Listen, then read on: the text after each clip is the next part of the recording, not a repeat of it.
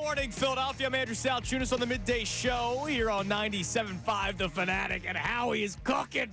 The chef half is on, man. He is just cooking.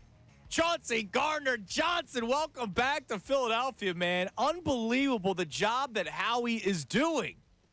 And they're still not done yet because you're still seeing reports that they could be in on another safety. You still see reports that they're going to go after a linebacker, probably via trade. I saw Josina Anderson put out yesterday on social media, which if you listened to the show yesterday, I kind of brought up the whole one-year deal thing. People in the final year of the rookie contract, the Eagles always did it with running backs. Why can't they do that in other positions?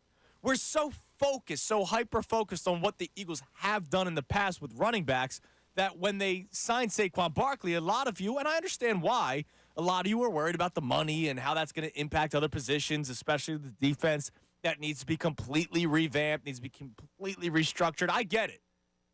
But how come the whole, oh, wait, that guy's on the final year of his deal. Why can't you do that with linebackers? Why can't you do that with corners? Why can't you do that with safeties? The Eagles can do that, and that might be what they end up doing. So don't be surprised if the Eagles do that with some sort of linebacker at some point. But bottom line is, man, Howie Roseman just continues to hit home runs, continues to do great work in the new league year, which, oh, by the way, doesn't really officially start until today because we're still in technically legal tampering period. But, man, it's incredible what he has done so far. And I want to ask you guys right away, because there were a lot of you who called in yesterday still worried about the Saquon Barkley contract. Now, you have to realize the timeline of what the midday show has been. Monday, we're the build-up to legal tampering. It started at 12 o'clock, so we were the build-up the first 2 hours, and we're getting all the Saquon reports and all the smoke. And then 12 o'clock hits, new league year, legal tampering begins, and then the final 2 hours was more and more build-up to Saquon. The Saquon news doesn't hit until the best show ever, so yesterday was our chance to fully react to the Saquon signing. And a lot of you who did call in were still concerned. I remember our very first caller, my man Mark from Boston, was like, oh, my God, but they have to do this, they have to do this, they have to do this.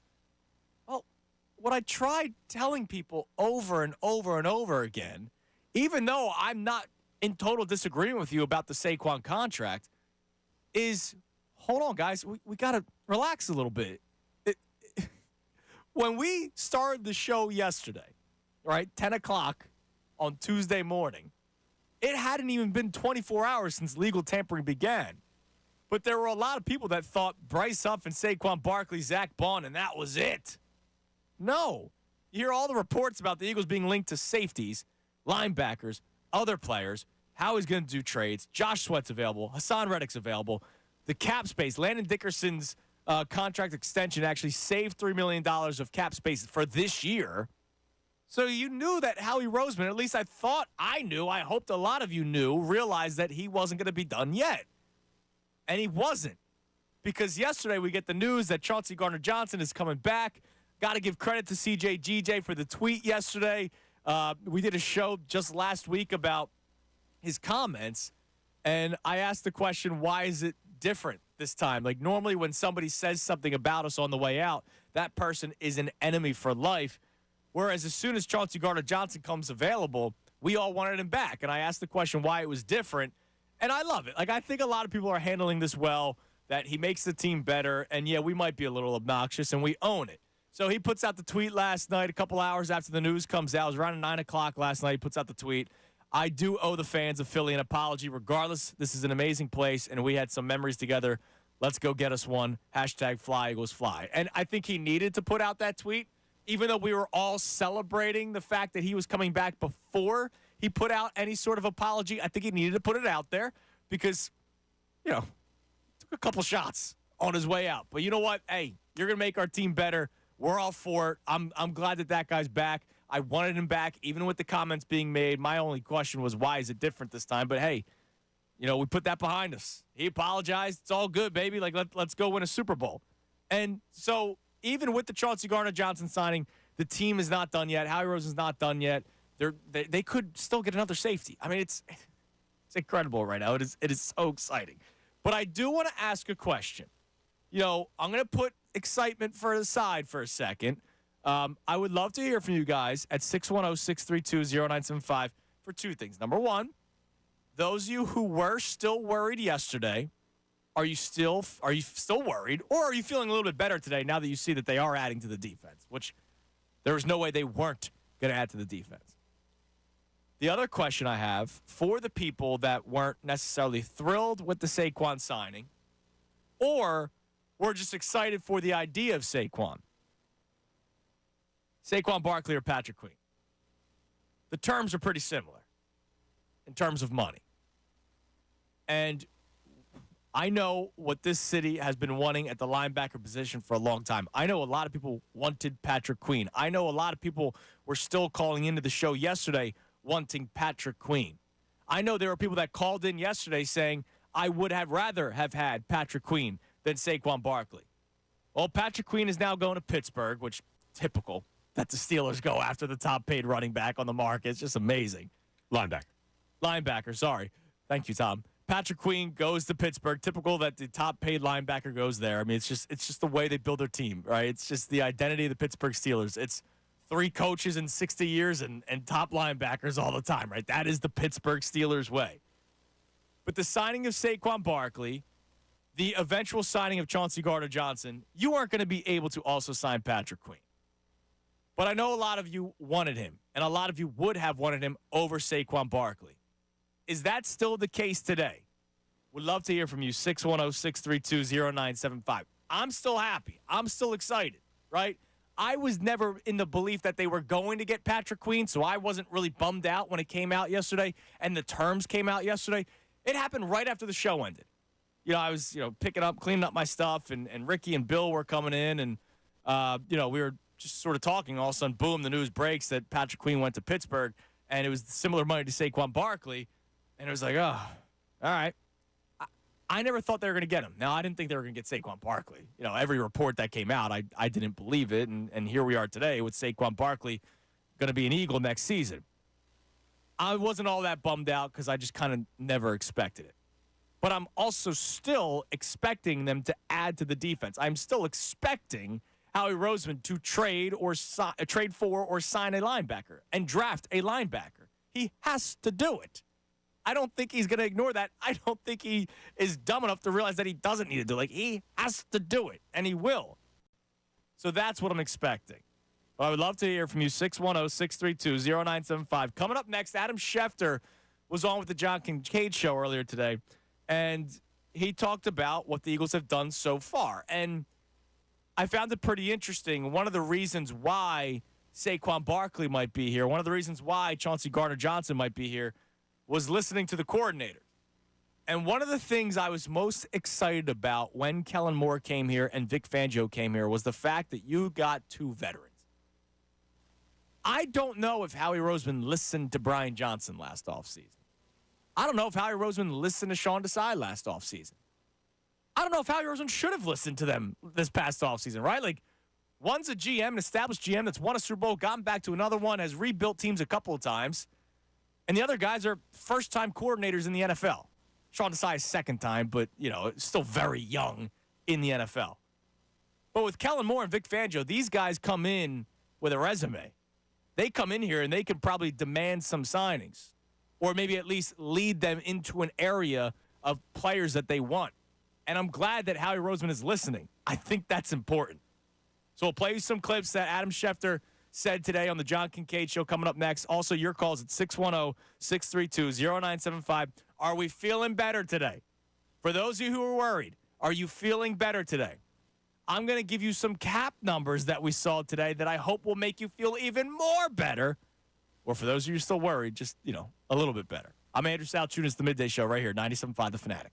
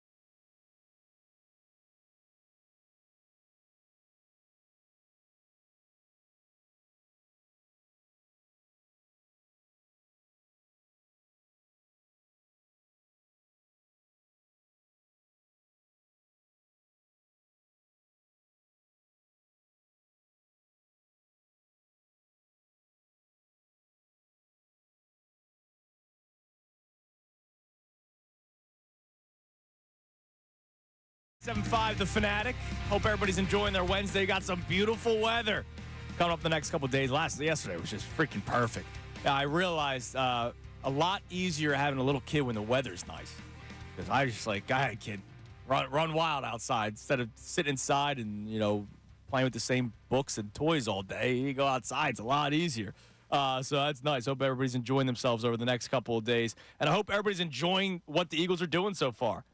It's been just an absolute blast. Saquon Barkley, Bryce Huff, Chauncey Gardner-Johnson yesterday. Incredible. We'd love to hear from you guys. 610-632-0975. Answer the questions for me that we have on hand so far. If you were somebody that was worried, because don't hide. Don't start running and hiding now just because you were a little reactive, right? You reacted a little too quickly that they signed Saquon. You thought that they were done. And ignored the Bryce Huff signing, by the way, because that actually happened before Saquon. Howie's not done yet. Are you starting to feel a little bit better today? And if you're not, Saquon versus Patrick Queen. Who would you have rather have had? Because Patrick Queen is now going to the Pittsburgh Steelers. The number to climb in, 610-632-0975. 10 o'clock hour brought to us by Window Nation. Take advantage of Window Nation's 50% off sale on all style windows, plus make no down payment. With no payments and no interest for 12 full months, call 866-90Nation or visit nation.com. Before we get to the phones, a couple clips I want to play for you. Adam Schefter, obviously number one in the reporting world. Adam Schefter was on the John Kincaid show earlier today. I want to play a couple of clips for you. He talked about the addition of Saquon Barkley. And what a lot of us have been saying is, look, this is what San Francisco did with Christian McCaffrey. Here he is talking about it. You're talking about obviously one of the most talented running backs in the league. And I think he could have the same type of effect for the Eagles that Christian McCaffrey had for the 49ers. That's what I think you're looking at here. Now, he has to stay healthy, and that is imperative. But if he stays healthy, you're talking about a guy that's going to have a dramatic effect on that team this year and is going to play very, very well. And that's just what he does. So to me, I love that pickup. I just think he's going to have a huge impact on that offense for the Philadelphia Eagles. And I know there's still work to be done on the defense, right? Huff and Chauncey Gardner-Johnson is not enough yet. But, I mean, look, we talked about this yesterday, Tom and I did. 49ers have gone back-to-back NFC Championship games with Christian McCaffrey, right? They got to the Super Bowl last year, and I still think the Eagles win if Brock Purdy doesn't get hurt 2 years ago, but you know what the debate is, right? Christian McCaffrey got them the back-to-back NFC Championship games, the Super Bowl this year. I don't see why Saquon Barkley can't have that same impact. Maybe not as much because Christian McCaffrey is a little bit more dynamic in the passing game, but still, it's a big addition to this team. Now, speaking of additions, and I said this in the beginning of the show, I love that it seems like Howie is not working alone here.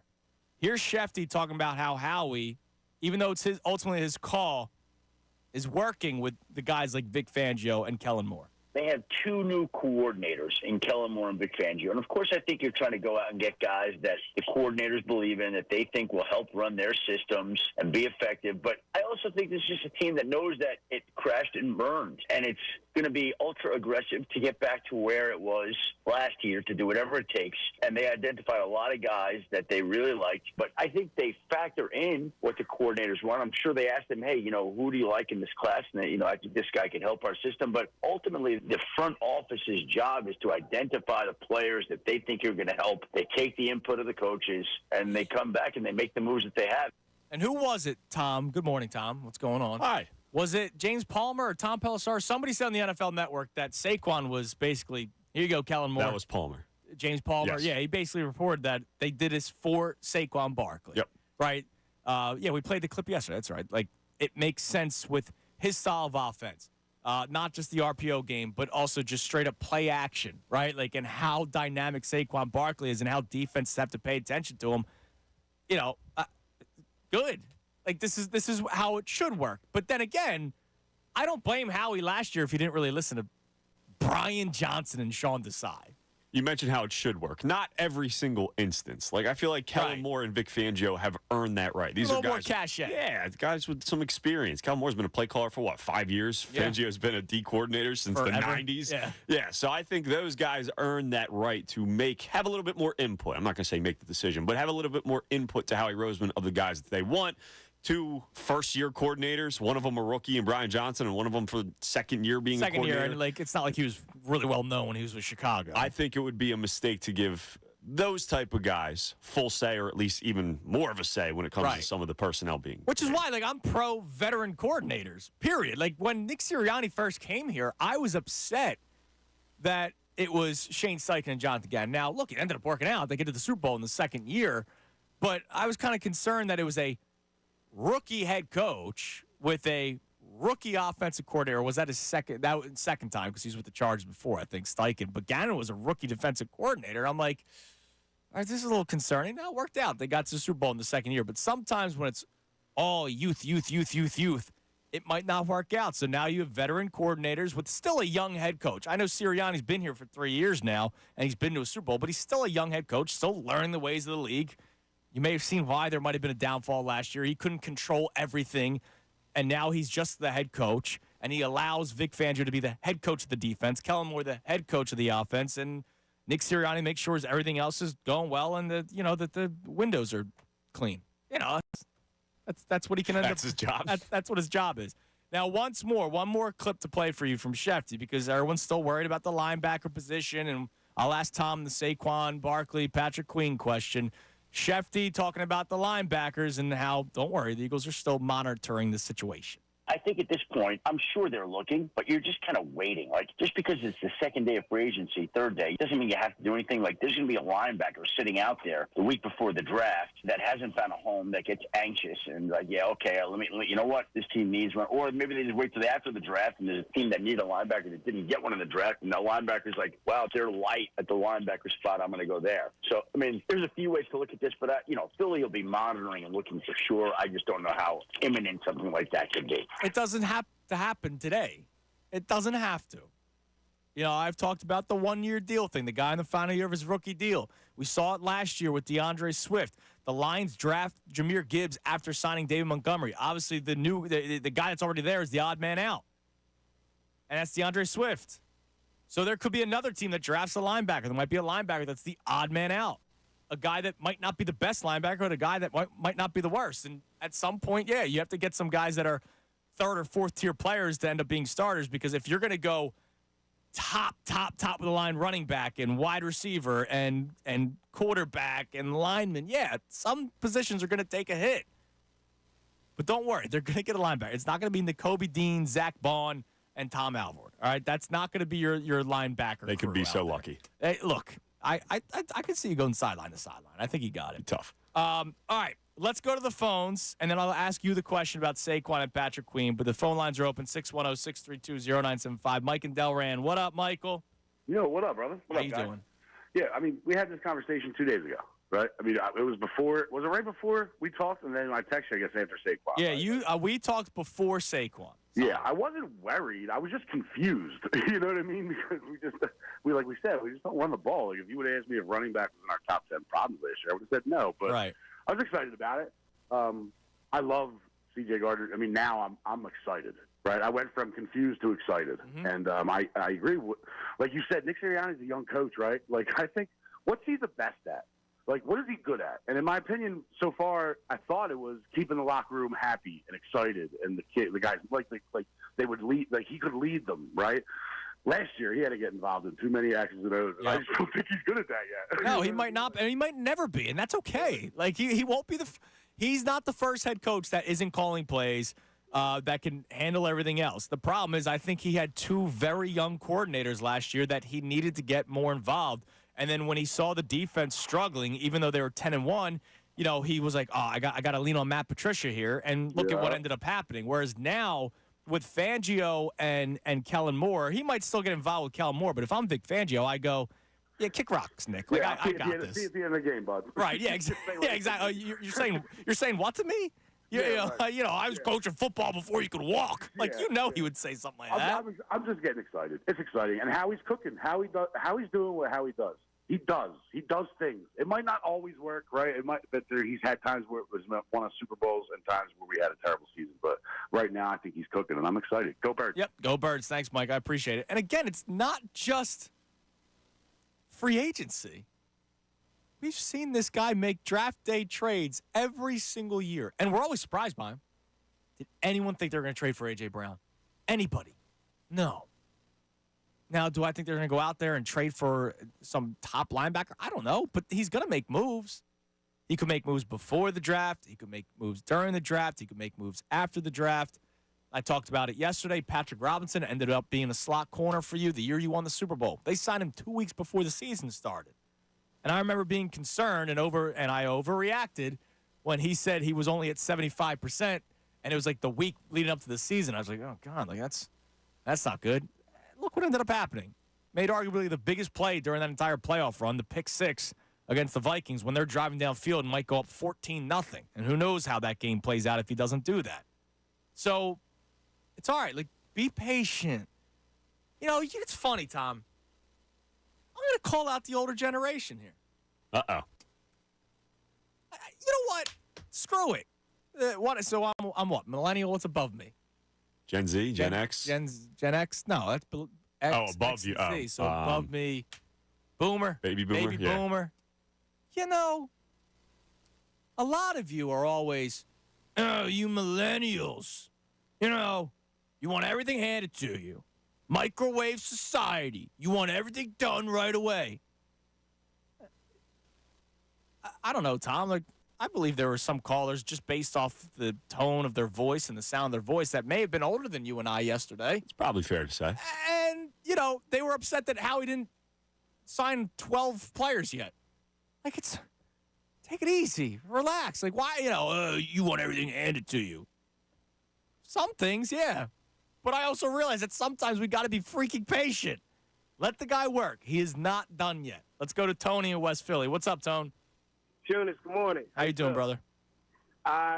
It's funny you bring up the millennials and Gen X. I happen to be a Gen X, be 46 in April. And the three most disappointing times of me as an Eagles fan is when we let Reggie White, Brian Dawkins, and T.O. go because we didn't want to pay on the money. Right. I say that to say the most important sign of how we can make at this point going forward is Hassan Reddick.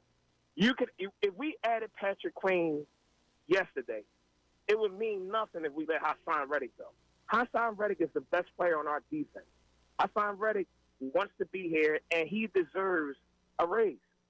He deserves a raise. Yeah, and you know what, Tony? Like, I understand the Eagles have such fear with the age 30 player and everything, but here's the deal. Bryce Huff is still very young in this league and green, and I didn't see enough out of Nolan Smith last year to say, yeah, Huff and Smith is my edge rushers. Like, if you bring in, you might have to pay Hassan Reddick, not just because of what he's done and what you might hope that he can still accomplish, but also you need a veteran edge rusher. And it can't just be Brandon Graham. Hey, Tunis, let me give you this. Brian Dawkins, I believe, made 2 Pro Bowls when he left the Eagles. Right. Reggie White went on to win a Super Bowl, still was a dominant player when he left the Eagles, all in his 30s. We all know what T.O. did after he left here. Yep. I say that to say, when you have a generational player or all-time player like I believe Hassan Reddick is, and he wants to stay in your organization, and you know he deserves the money. Hassan Reddick's only 29 years old. Give him the contract that are taken to 33, 34. He's probably top 3 as far as or maybe top 5 edge rushers in the league. Pay that man. He deserves the money. He might not be top 3, top 5, but like he's in the conversation around Eagles, 10. He had 11 sacks last year for us in an off year. No, he did. And the only reason why the production slowed down was because they started dropping him back into coverage. And exactly, he deserves the money. I really believe that I think Howie needs to pay Hassan Reddick. Hassan Reddick is good for the locker room. He's one of our best. And he's good for the field because I can't trust Nolan Smith yet, Tony, and I appreciate the call. Now here's the deal. If they don't bring in Hassan Reddick, we're always talking about trenches in the draft, right? They could end up drafting another first-rounder, but they need to focus on Lane Johnson's replacement at some point. And as we've talked about, Nolan Smith was a first-rounder. So do you want to draft another first-rounder that's going to end up being a rotational guy, or do you want a guy that's going to be out there every single down? I will go back to when the news first came out. I was upset when he was available via trade. I was. I wanted them to work out a contract to get him to stay here. I know that he has been underpaid basically his entire career, and he probably wants one big payday before he gets out. I don't, go for it. Like, that's what any player should do. I just think it would be smart for the Eagles to keep him. I don't think he's going to all of a sudden completely fall off. We talk about running backs and how they can fall off a cliff at any given moment. I don't know if Hassan Reddick's at that yet. I don't think he's necessarily close. I think he had a great season last year, and part of the reason why he lost production was, A, they were dropping him back in coverage. I'm talking about sack production. They dropped him back in coverage. And, by the way, he played, 1 billion snaps last year? Sean Desai was not rotating his players. Matt Patricia takes over. They were not rotating well. Like, he was gassed by the end of the season, as was Josh Sweat, as a guy who's not the biggest Josh Sweat fan, and I'd point out his lack of production the second half of the season. I'm sure he was gassed too, as was Jalen Carter and Jordan Davis, right? They overplayed these guys. Now, they couldn't get off the field in third down either, which is part of their problem. The more first downs you allow, the longer you're going to be on the field. But I think it would be important to bring him back. And if it looks like Josh Sweat's the guy that ends up getting traded or released, as Jeff McClain was talking about yesterday, because there is an out. There was an out after last year. And I pointed that out a while back. Man, I would still like Hassan Reddick back. The only way I wasn't bringing him back is if you had a true replacement who was up to his caliber. A guy like Brian Burns, who obviously goes and signs with the Giants, or even the DN from Jacksonville, Josh Allen, who I believe franchise tag there. But, those are the top two guys on the market. If you're going to let go of one of the better pass rushers in the league, Andrew, 2 years ago, we were talking about Hassan Reddick being Defensive Player of the Year. That year they go to the Super Bowl. Right. And he is that good. Maybe not top 3, top 5, but he's up there when he is right in that type of category. So the only way I was moving off of Hassan Reddick is if you got one of those top guys that were on the market today. Because both of those guys are gone, Brian Burns, and I haven't heard anything with Josh Allen. I do think he signed the franchise tag. Yeah. Because there's no upgrade or even evenness there when it comes to Hassan Reddick looking for his replacement, I have no interest in moving you off signed him. Bryce Huff hoping that he can become Hassan Reddick, a guy that you kind of overpaid for who he is right now, but with the hope that he can overplay his contract. Bryce Huff is my Josh Sweat replacement, not my Hassan Reddick replacement. I agree. I wouldn't mind having Reddick and Huff on either side of the defensive line with Jalen Carter and Jordan Davis. And, by the way, once more, you're going into a season with very young D tackles. Very young D tackles. It might not be the worst thing to have a little bit of veteran leadership on that defensive front and talented defense. I'm not I'm not saying, go get Elton Brand to help Joel Embiid mature, right? Go get Carl Landry to help Joel Embiid mature. No, I'm talking about keeping a guy that's going to probably give you double-digit sacks again next season. Yeah, you're going to have to pay up a little bit. We'll see how the market ends up playing out for him. And that's kind of what the whole trade thing was, hey, you can go seek out a trade, see what your market is. And it's actually a perfect play for Howie. Because if the market's not there for Hassan Reddick, Howie goes, hey, sorry, man. It's just not there for you.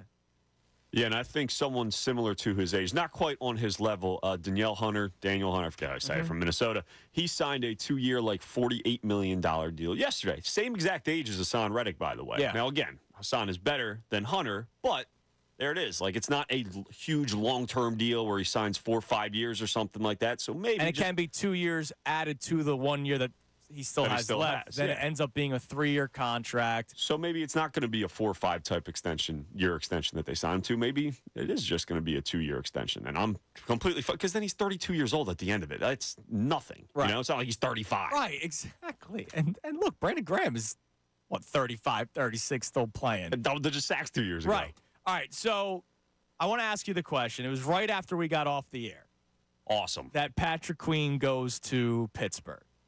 And Patrick Queen has been on the wish list for a lot of people. And I think it was one of those wish lists where you knew it wasn't going to happen. It's like when I applied to American University. I knew I wasn't going to get in. But it was the reach school, right? I'm going to apply. Why not? I'm not smart enough. I'm not going to get in. TU, baby. Thank you, Temple. I appreciate it. You knew Patrick Queen was not going to get signed here. Like, did anyone actually think, there's one thing wanting. Did anyone actually think they were going to sign him? I would think not. But did anyone actually think they were going to sign Saquon Barkley? Probably not. So now that you know they were going to able to, they could have afforded somebody like that. And it was running back and linebacker, two hot button positions here in Philadelphia. They go with Saquon. Would you rather have had Patrick Queen? I don't think so. No. Okay. And I'll say this because I was like you, where I just never believed it. Now, you could say, hey, the Eagles never sign running backs. As Jeff McClain mentioned yesterday, and he was correct, they were in on McCaffrey. They were in on Bijan Robinson if he fell. They were interested in potentially trading for Saquon a couple years ago. Like, they have, if it's the right guy, they are willing to make a move for running back. We've never even heard any inkling of that when it comes to the linebacker position. Right. So, to me, I never got myself into it. And the difference when it comes to Patrick Queen and Saquon Barkley, like, if both are playing A-type football next season, the bigger impact in an offensive league is going to be Saquon Barkley. Like, we've heard time and time again of how Christian McCaffrey, how much of a difference he made for that San Francisco 49ers team, and it's been linked a lot, similar to Saquon Barkley coming to the Eagles. Now, to me, I think this is big about the coordinators. Like we heard yesterday that Kellen Moore was a big reason Saquon was signed. Maybe they reached out to Fangio and was like, hey, Patrick Queen may be someone on our radar. We're willing to give this much. Is it a guy that we're willing to bring in here? Maybe he was like, hey, listen, I need more safeties than I do linebacker help. So I'm assuming that they talked to the two coordinators before making these two decisions. But it goes back to me. I think the offensive player in today's NFL makes a bigger impact. Yeah, and I know a lot of people point out, and I did too. You point out the final four teams in the NFL last year, the Ravens and Chiefs in the AFC and the Lions and Niners in the NFC. And their linebacker play is very good. And two of those four teams paid their linebackers, right? Like the San Francisco 49ers paid their linebackers. The Baltimore Ravens paid their linebackers, used high draft picks on their linebackers. The Lions and Chiefs benefited from hitting on their linebackers, right, via the draft. But let's not ignore the fact that the Chiefs have Patrick Mahomes and Travis Kelce, and that the Ravens had the MVP in Lamar Jackson, and that the Lions, more identity. What was the score of that NFC Championship game anyway? It was high into the 30s. Right, there was only so much a linebacker was doing in that game. And then San Francisco has that offense with Christian McCaffrey, the offensive line, and Brandon Ayuk and Deebo Samuel and George Kittle, right? So, they had good linebackers, but they had dynamic offenses too, man. So, look, having great talent at any position is awesome, but sometimes you got to hit in the draft, and hopefully the Eagles can do that. The number to climb in, 610-632-0975. So coming up next, we will run through the list of the available free agents, the guys that are still out there, the top guys that are still out there. Like, I'm not going to give you, Zach Bond, who the Eagles signed, right? I'm going to give you, there's an NFL.com top 101 NFL free agents list that I've been going through, and they've been updating the guys that are still available. So we'll go through the list of names that are still available because, let's face it, the Eagles need a linebacker. There's still talks that they could end up getting another one of the safeties that are out there. And we'll see it. Oh, by the way, they made another signing yesterday, or I guess it was a trade. Technically, the Patriots are paying for majority of his salary. I think technically it's a signing. It's technically a signing. Patriots are paying for the majority of the salary. He might not even make the team. I'll tell you who that is next right here, 97.5 The Fanatic.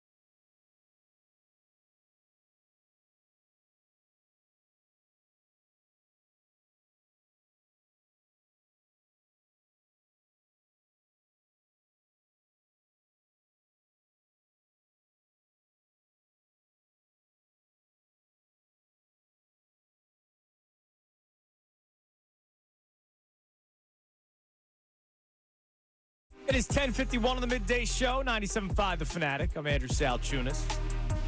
The player I was mentioning going into the break, another big signing for the Birds yesterday. How about Devontae Parker?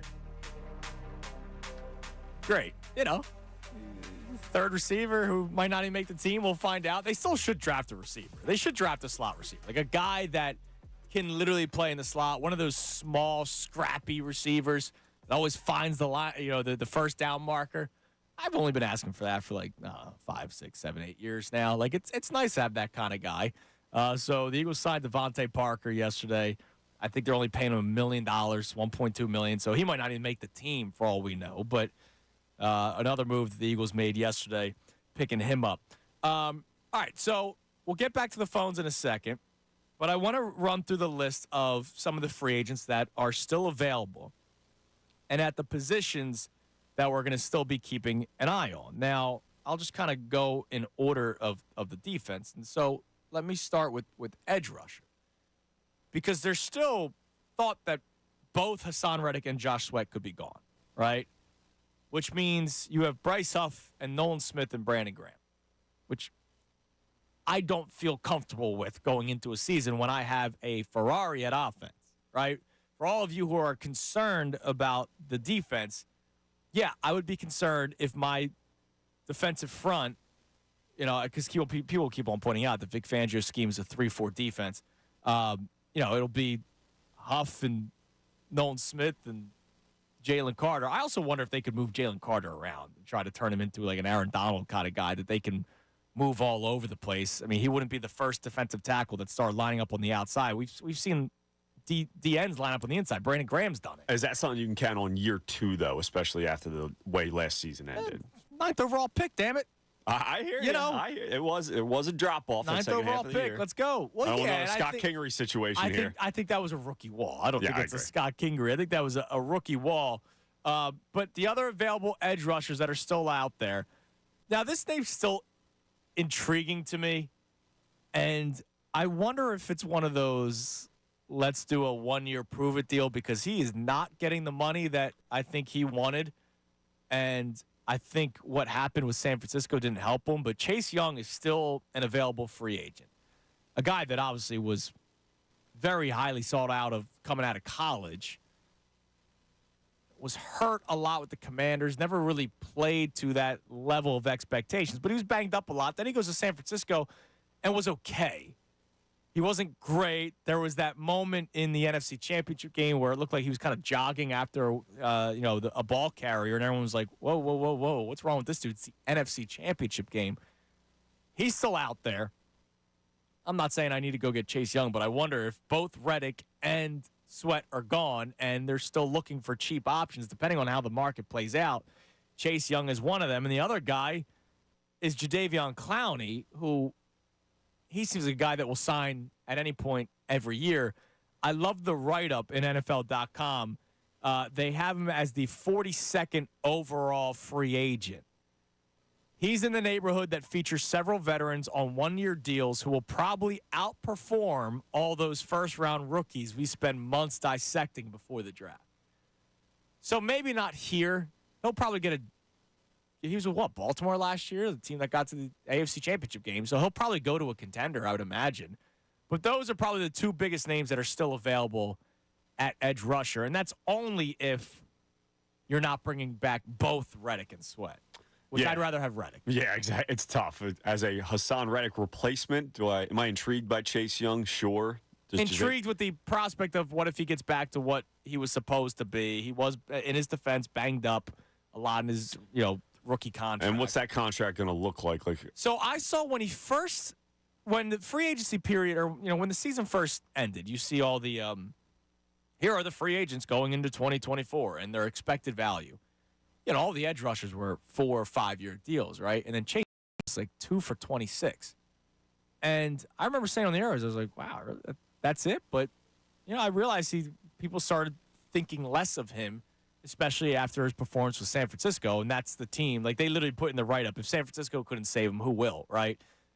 But 2 for 26, that was before the markets played out. And if he stays out there even longer, what if it's like a 1 for 10 or 1 for 12. You know what I mean? Very intrigued by that. Right? Like if it's something very little and it's one of those low risk, high reward kind of signings, it's something to keep an eye on. But I wonder if another team goes after him for depth. I mean, they literally said that at this point he might be a third rusher. Well, Eagles are big when it comes to depth on the defensive line. They are. So why not? So those are your two still big names of available edge rushers. There's one other, Emmanuel Ogbah, but they literally write out that he fell out of favor the last season in Miami because of the scheme change. And who was the defensive coordinator? Vic Fangio. Vic Fangio. So it doesn't look like he's going to be the guy that the Eagles would be going after. And then, of course, linebacker's another big one for people to keep an eye on still. Devin White's still out there. Bobby Wagner's still out there. You know, do you want to bring in 34-year-old Bobby Wagner? People will be excited here in Philadelphia. Because of the name. Because of the name. I don't know if I love that as your answer to the linebacker problem. Here's their write-up. Wagner would add credibility, leadership, and smarts to any locker room. Which, that sounds great, right? Especially a team that was, that struggled a lot. Had their issues. But he was also picked in the passing game a bit too often last season. Sounds familiar. Yeah, didn't we just do that with Nicholas Moreau, right? Like, Bobby Wagner, a better overall player than Nicholas Moreau, but if I can't go after another linebacker that was picked apart. And then Devin White, a second-team All-Pro when the Bucs won the Super Bowl. White is physically gifted linebacker who often freelanced and missed assignments in coverage this past season, which I'm sure didn't sit well with head coach Todd Bowles. We know that linebacker is important in a Vic Fangio scheme. So we'll see. I mean, those are the two bigger name linebackers that are still available. I don't know if the Eagles go after any of those guys. Probably not. Probably not.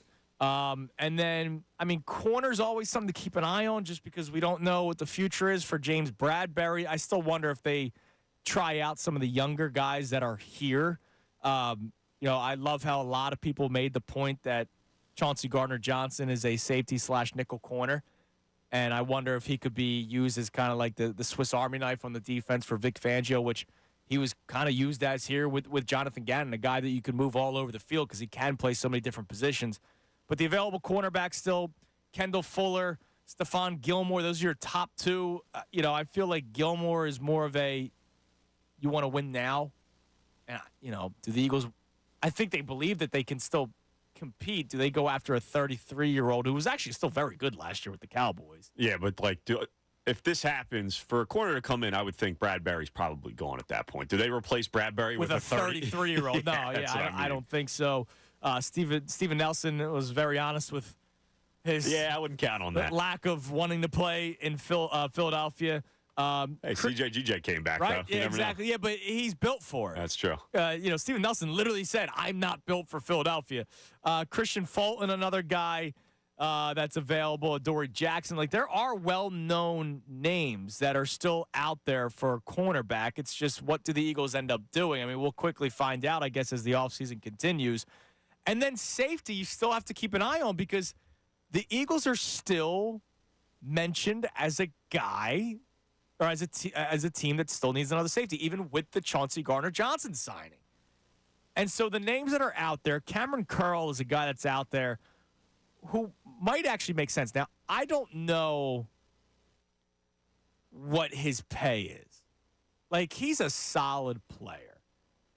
And he's a guy that could tackle, which we need that. The Eagles need that after last year. So he's out there. Julian Blackmon, Jordan Fuller. Our man Jeremy Chin did go to the Commanders yesterday. So the Commanders just keep on picking guys up. Yep. But one name to still keep an eye on is Justin Simmons. And all signs point to that still being a very legit possibility because of the Vic Fangio thing. He's 30 years old. And I pointed out, Bayard got 2 years, $15 million at the age of 30. So you do the same thing for a guy that's more talented. You might have to pay a little bit more. Two for 20, maybe. Yeah. Like right at Applebee's. Exactly, man. Eating good in the neighborhood. But you're also paying for his services with Vic Fangio, which he had a tremendous career with when Fangio was still out there in Denver. because we have heard a ton. We've heard a ton of, hey, they're still interested in safety. As soon as Chauncey Gardner-Johnson signed, one of the reporters was like, yeah, and they're still potentially going to add another safety. It might have been Jusina Anderson, okay. I believe. I'm all for it. Look, especially after what we've dealt with last season when it came to the safety position, I just find it. And again, this offseason has proven to be a little bit different with the Saquon signing. Right. If they sign both Chauncey Gardner-Johnson and Justin Simmons, are they going to pay $50 million? Now, I know it's not like cap, how that's not going to be exactly $50 million they're paying. I have a hard time believing the Eagles are going to pay $50+ million to two safeties. It's a lot of money. Right. I'd love to be proven wrong. Fangio's scheme where safety is very important. And they also have the luxury right now of Jordan Davis, Jalen Carter, rookie contracts. Nolan Williams isn't getting paid all that much. Nolan Smith, rookie contract. Nakobe Dean, rookie contract, who they are going to play him, right? Like, it looks like he's going to end up playing, especially if it's a 3-4. You kind of need him out there. Reed Blankenship, if he's still in the mix, whether it's safety or a guy that can be up in the box, right, that, the position title is still safety, but he can kind of play that linebacker role as well, kind of what Chauncey Gardner-Johnson could do. He's on a rookie, undrafted free agent contract. Yeah. He's not getting paid that much. Ringo, Isaiah Rodgers aren't making a lot of money. Yeah, I mean, we sometimes forget to bring up Isaiah Rodgers, right? Like, there's a lot of players on the defense that are going to have to play that aren't getting paid all that much. Well, now you have the luxury, and it was something that worried me a bit with some of the safeties they were linked to. Chauncey Gardner-Johnson is a 26-year-old guy, so you have him here. Like, you have a staple for the next couple of years where you can take more of a bigger risk to go out. Like, I was worried if they were going to go Justin Simmons was the one big signing at safety, and that's it. Like, okay, that dude's 30 years old. He might be washed in a year. Because hopefully, if he stays healthy and doesn't take a step back, you have a guy at safety you can count on for a couple of years. I'm more content personally now taking a shot and taking a risk to go get one of those older safeties just to be here for a year or two. Yeah, absolutely. And I wonder if that's what they end up doing. So there's some of your still available free agents at the positions that we're still going to be keeping an eye on. Obviously they're going to add another running back and stuff, but at this point it's probably going to be via the draft or somebody that's Jerick McKinnon, Rashad Penny type deal, right? Year. Like somebody that's getting paid very, very little money. They do, because right now you have Saquon and Kenneth Gainwell. Like, that's it. Like, you need two more running backs, somebody that's going to play special teams. But obviously that's not the hot button topic right now of who should the Eagles' fourth string running back be. We're not really doing that today on the program. The number to climb in 610-632-0975. For those of you who were worried yesterday, even though it hadn't even been 24 hours when the show started after legal tampering began, are you starting to feel better? Because a lot of you were worried that they've paid Saquon Barkley, and oh my God, they're ignoring the defense again. Chauncey Gardner-Johnson's here. So are you willing to kind of calm down a little bit and say, yeah, maybe I overreacted a little bit too quickly? Also, for those of you who wanted Patrick Queen, he basically got the money Saquon got. Saquon or Patrick Queen? Which one would you have rather them had? I'm still Team Saquon, man. Let's go to Steve in Pottstown. What's up, Steve? Yo, what's up? How you doing, man? Good, man. I got 4 points on why we shouldn't worry about safety, and I got a trade proposal that I'm curious. All right, let's boogie, man. Let's see what we got. So the first point, why I wouldn't worry about linebacker, Nakobe Dean's 23. I know he's coming off a Liz Frank injury, but he should be healthy. He showed burst when he was playing. You got to trust him. And I understand. I didn't see much, but he has to play. So, I'm not about to go pay top linebackers to get Nakobe Dean off the field. He has to play. Like, you don't want to pay $45 million to have him and Patrick Queen. Right. Now, the second point is that I talked to a guy that watches the Dolphins. Nick Fangio runs a 3-4 defense. Those outside linebackers are constantly on the line of scrimmage. He does not run a two middle linebacker system. He just doesn't. Right. So it doesn't make sense to pay that much if he doesn't run it. And number three, I just feel like linebackers are going to fall in the draft. I think the trier is going to fall in the third round. Wide receivers and quarterbacks and offensive tackles are going to be in the first and second round. Absolutely. Find it in the draft. Yeah, I mean, look at Nakobe Dean, right? First round talent. The Eagles pick him up in the third round. So you're right. I mean, it's probably going to end up happening. Yeah, so that's why. And like my fourth point is just I just don't think you should waste all that money on a Shazier or a Queen. I just feel like if Nick Fangio doesn't run that system right, but then there will be people that will say they're wasting money on Saquon Barkley when they already have that offense and they had other positions of need that like they definitely needed to replace. Yeah. That's what people will respond to you with that are. You're getting a 3-down running back. Yes. So you're going to use. Yes. So it's just like I'm telling you, and Howie, I trust. I'm not worried about the middle linebacker position, but this is the player I think that's under the radar. I know it sounds crazy, but I think they're rebuilding is the Broncos, and I'm calling about Patrick Surtain. And it's little reports I'm seeing out there that they're thinking about rebuilding. If I trade those 2 second-round picks I got and sign Patrick Surtain to a long-term deal and put him next to Slay, I'm doing that in a heartbeat. Yeah, but if they're rebuilding, don't they want to also have some pretty stellar young corners? Like, look, I would love him. Don't get me wrong, the dude's a stud. I'm hearing ever since Judy, they're thinking about rebuilding. They're going to they might get rid of Sutton too. That's still being talked about. I get it, but I don't know, man. Like there's not many young, talented corners in the NFL. I don't know if they'd want to completely move on from him just yet. I think he's going to be the same capable that Burns cost for the Giants, and I'm willing to do that and pay him that much. Okay, look, if they can make it work, I appreciate the call, brother. Look, I would love Patrick Surtain. I just don't think Denver's going to do that. I know that was talked about in Philadelphia, but I don't know if that's actually going to happen. I haven't seen, like, any smoke about that at all. There was it's report. Just, like, from Twitter. It's just fans on Twitter. Well, there was something, like, last year about Devontae Smith.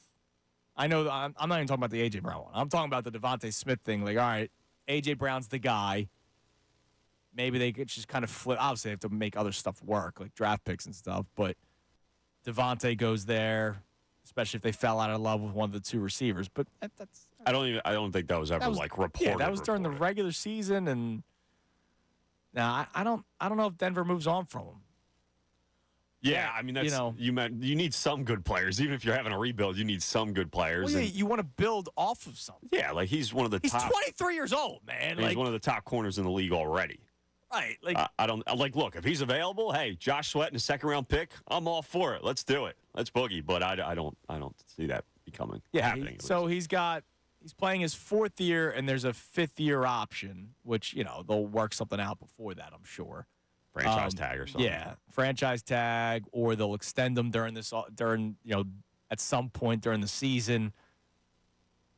I hear you. I'm in love with the name too, but I don't think that's gonna happen. I really don't. All right. You can climb in 610-632-0975. For those of you who were anti-Saquon and would have rather have had Patrick Queen, what was your reaction when Patrick Queen went for similar money to Pittsburgh? For those of you who were worried that the Eagles wouldn't add to the defense after signing Saquon, are you feeling better now that the Eagles did add to the defense yesterday by bringing back Chauncey Gardner-Johnson? So coming up next, we'll just reset everything that we've been talked about so far. Are you starting to learn that you should take some deep breaths and not, freak out after one signing? Also, ESPN's quick, man. They already have their 50 free agent signing grades all across the NFL. Free agency has not started yet. It doesn't start until today, but they already have the 50 grades. So we'll see which Eagles players they have graded. We'll run through that next. And I do have to mention our winter teams. Good W for the Flyers yesterday. We'll talk about that. And he's missing again. Man, it's the final year. It's the final countdown. I told you the day the Sixers traded away Furkan Korkmaz, that will forever be Furkan Day for me. I will pop bottles of champagne every Furkan Day. The final day this season ends, hopefully after winning the NBA Finals. But if it's getting swept in the first round, I will still celebrate the next day. Tobias Harris no longer a Sixer day. At least I hope. Got to talk about his performance last night next, if there was one. 97.5 The Fanatic. Fanatic update. Another busy day for the Birds. I'm Tom Alborn. This update is brought to you by AAA Car Care. Save $40 on any repair of $150 or more now.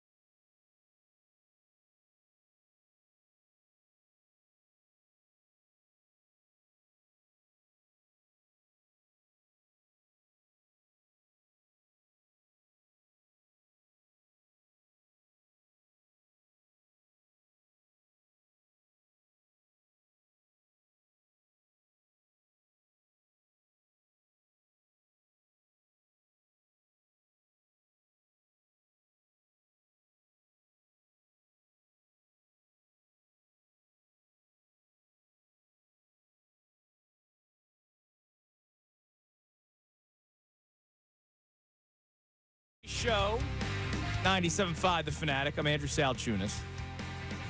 We just put a poll up on the station's Twitter account, 975 The Fanatic.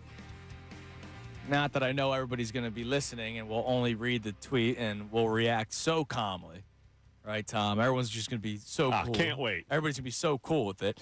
I am pro Saquon signing. But we have to ask the question via Twitter poll, Saquon or Patrick Queen. Because the terms came out, it's very similar. And I know a lot of you wanted Patrick Queen yesterday. During the show, 10-2. The Patrick Queen signing happened right after we got off the air. And for 4 hours, we reacted to the Saquon Barkley signing because it happened after the show Monday. So yesterday was reaction day for us. And I came on the air celebrating, right? And I came on the air saying that's what they did, and I'm happy for it, and I know they're still going to do other stuff. I know they're going to get a safety. They have to get linebackers because they don't have enough on the roster, right? They need to get linebackers, and Zach Bond isn't it, right? That's probably more of a depth guy / special teams player, right? And so when I'm asking you guys the question of are you celebrating the Saquon Barkley signing, a lot of you called in still worried about the defense, right? They have holes on at safety and linebacker and corner, slot corner, outside corner, defensive front. Could need 2 new edge rushers, right? Even though they signed Bryce Huff, and it seemed like a lot of people forgot about it pretty quickly. And so Patrick Queen is out there. And a lot of you who called in worried about the defense mentioned Patrick Queen and how he was on a Santa wish list for you. Right after the show ends, he goes to Pittsburgh, and it's for very similar money to what Saquon Barkley got. So I would love to hear from you, 610-632-0975. We'll let you know how the poll is going as the show goes on the station account. But the question is, would you rather have had Patrick Queen than what they ended up getting with Saquon Barkley? Also, I would love to hear from those of you who were worried about the defense. Are you now feeling a little bit better now that you see that Chauncey Gardner-Johnson signed? Right, so the Eagles are adding to the defense. They didn't just sign Saquon Barkley and pack up shop. I kept on telling you yesterday they weren't going to pack up shop, and they didn't. They ended up getting more players on defense from Bryce Huff to Chauncey Gardner-Johnson, and I don't think they're ending anytime soon. So we'll get back to the Eagles stuff in a second. I have an article on ESPN.com that I want to run through you guys. They graded out the free agent signings across the NFL, and, of course, the Eagles have made a couple of big ones. So I'll tell you what those grades are in a little bit. But good win for the Flyers last night. Flyers taking care of business against San Jose. 3-2 win. Tippett with the goal, early on in the third period. They hold on the win. Still 4 points up in as that final spot in the Metropolitan Division. Look, they get through the stretch. I know San Jose stinks. They get through this stretch with Toronto and Boston, Toronto again, the Canes and the Bruins and the Panthers again and the Rangers. You get through this stretch, other teams that are fighting for playoff spots, Chicago and the Islanders, you're in the playoffs. Now, it's a long stretch because that Islanders game leaves you with just 6 games left in the regular season. Yeah, I mean, this stretch coming up this next week or two pretty much makes or breaks the season if we're going to make the playoffs in the sense of it does, and it started off with the good win against the Panthers, and then you got bludgeoned by the Lightning 2 games later. You lose 7-0. That's when Torts gets ejected and everything, and suspended for 2 games. Now, fortunately, game 1 of the suspension, they win, right? Now, game 2 is tomorrow night against Toronto in Philly. I'm still expecting playoff hockey in Philadelphia. I am. You got to stay above water over this next stretch of 2 weeks or 3 weeks. And if you do, you should be in the playoffs. And that's great. My plan going into the trade deadline was sell, but still do enough where you can still make the playoffs. And that's kind of what they did. They made a couple moves for some young players that they hoped can turn into something at some point. They got a first-round pick for Sean Walker, right? They extended Sealer, but he was a guy that I think they want a part of the rebuild. You do need some veteran players, right? Veteran leadership is important. And, oh, by the way, I've said this before. I get if you're tanking, you want to, have the number 1 overall pick. Playoff experience for young kids isn't a bad thing either. It's really not. playoff experience is a good thing. And what does it do? You're 4 draft spots higher than what you normally would want to be. I remember, not myself, but people having similar conversations before the Phillies made the playoffs 2 years ago. We're like, oh, is it really worth it? They're just going to get bounced in the first round. Yes. Very different teams, that Phillies team 2 years ago and this Flyers team. You had a core, right? Yes. You had Aaron Nola, Zach Wheeler, who had yet to pitch in the playoffs. You had JT Realmuto, who had yet to play in the playoffs. You had Rhys Hoskins, who had yet to play in the playoffs. We didn't know what the future was for Alec Boehm, but he had yet to play in the playoffs. Bryce Harper had yet to play for the Phillies in the playoffs. I thought, that's important, especially when you have a core, right? And the Flyers are starting to put together a bit of a young core. They're going to still add players. They'll probably make a big trade at some point in the next year or two. They'll probably make a big free agent signing at some point in the next year or two. But the young core that's already here, yeah, it's good to get playoff experience. So I'm all for it. Let's see how they do. Now, the other team that played last night was your Philadelphia 76ers. Not surprised that they lost. Kind of disappointed that they got obliterated, 106-79 by the New York Knicks. Do we even have to talk about Tobias anymore? Who? Tobias Harris. It's so funny. Oh my God! This pisses me off, dude. Is it funny? I don't find it funny. No, so I click on his. I had the Sixers box score on Google open, right? Just the typical. They show points, rebounds, assists, right, and steals, and blocks. So I click on Tobias specifically because I wanted to expand the stat line from last night. Which, by the way, in 26 minutes, he took 6 field goal attempts. That is the 6th most on the Sixers last night. And he's a max contract player. And everyone tells me, you just got to ignore the contract at this point. No, I'm not going to. 2 points, 1 of 6 from the field, 0 of 2 from 3, 3 boards, 1 assist, and 2 steals. 2 points, guys. Now, what pisses me off, Tom, if you click on Tobias Harris's name from the Google box score, the first picture they show of him is him mean mugging, after making a tough play. Sure, first Google image. That might be the softest mean mug I've ever seen, knowing who he is as a player. Tobias Harris can't mean mug. He's not allowed. When you put out performances like last night, you are not allowed to mean mug. When you score 2 points in Game 6 of the playoffs last year against Boston Celtics, I know we blame Embiid and James Harden for the final 5 minutes. Doc Rivers couldn't figure out how to coach, right? It's not the first time he's ever blown a series lead and couldn't win a closeout game. You don't know basketball. Right? But Tobias Harris scored 2 points that game. Missed many layups. And his response, how come he didn't get ripped the way Ben Simmons got ripped? Ben Simmons with the I am who I am, it is what it is. Tobias Harris excused himself by saying it's hard to guard Jason Tatum. So it was Jason Tatum, I'm pretty sure, dropped 40 in that game at some point. He dropped 40 in that series. Game 7, I think it was, yeah. Yeah, it's a great job, Tobias. He scored 2 points in a closeout game. Max contract. In 30-plus minutes. Not like he was hurt and left early. Right. And it's not like he attempted 1 field goal. He's not allowed to mean mug. This photo that I'm looking at right now on Google should be eliminated. Just deleted from the ether. It should be deleted. I don't know how you can delete photos off of Google, but I'm sure there are people that work there that could make that happen. He can't mean mug. That was a pitiful performance out of him. I know the whole team played poorly. Don't get me wrong. They lost 106-79. But, yeah, I am going to pick on a specific player. He's supposed to not just be max contract player. He's supposed to be the veteran leader of this team. Kyle Lowry also scored 2 points last night. He has done more since he's gotten here than Tobias Harris is. And everyone thought Kyle Lowry was washed. I thought he was washed. I thought he was going to be here to make a little bit of an impact. Tobias Harris, it's embarrassing, dude. And the fact that he's still a starter now, he has to be right now. I know you texted me a talking point of should he be benched. I don't know who you're going to replace him with. They benched Buddy Hield just a couple games ago. Yeah, they did. And he's done it with Paul Reed, moving Mo Bamba, right?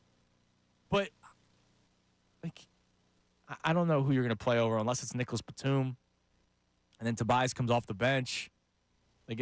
Oh, God, Lowry, Maxey, Oubre, Batum, Bamba. I mean, that's horrible.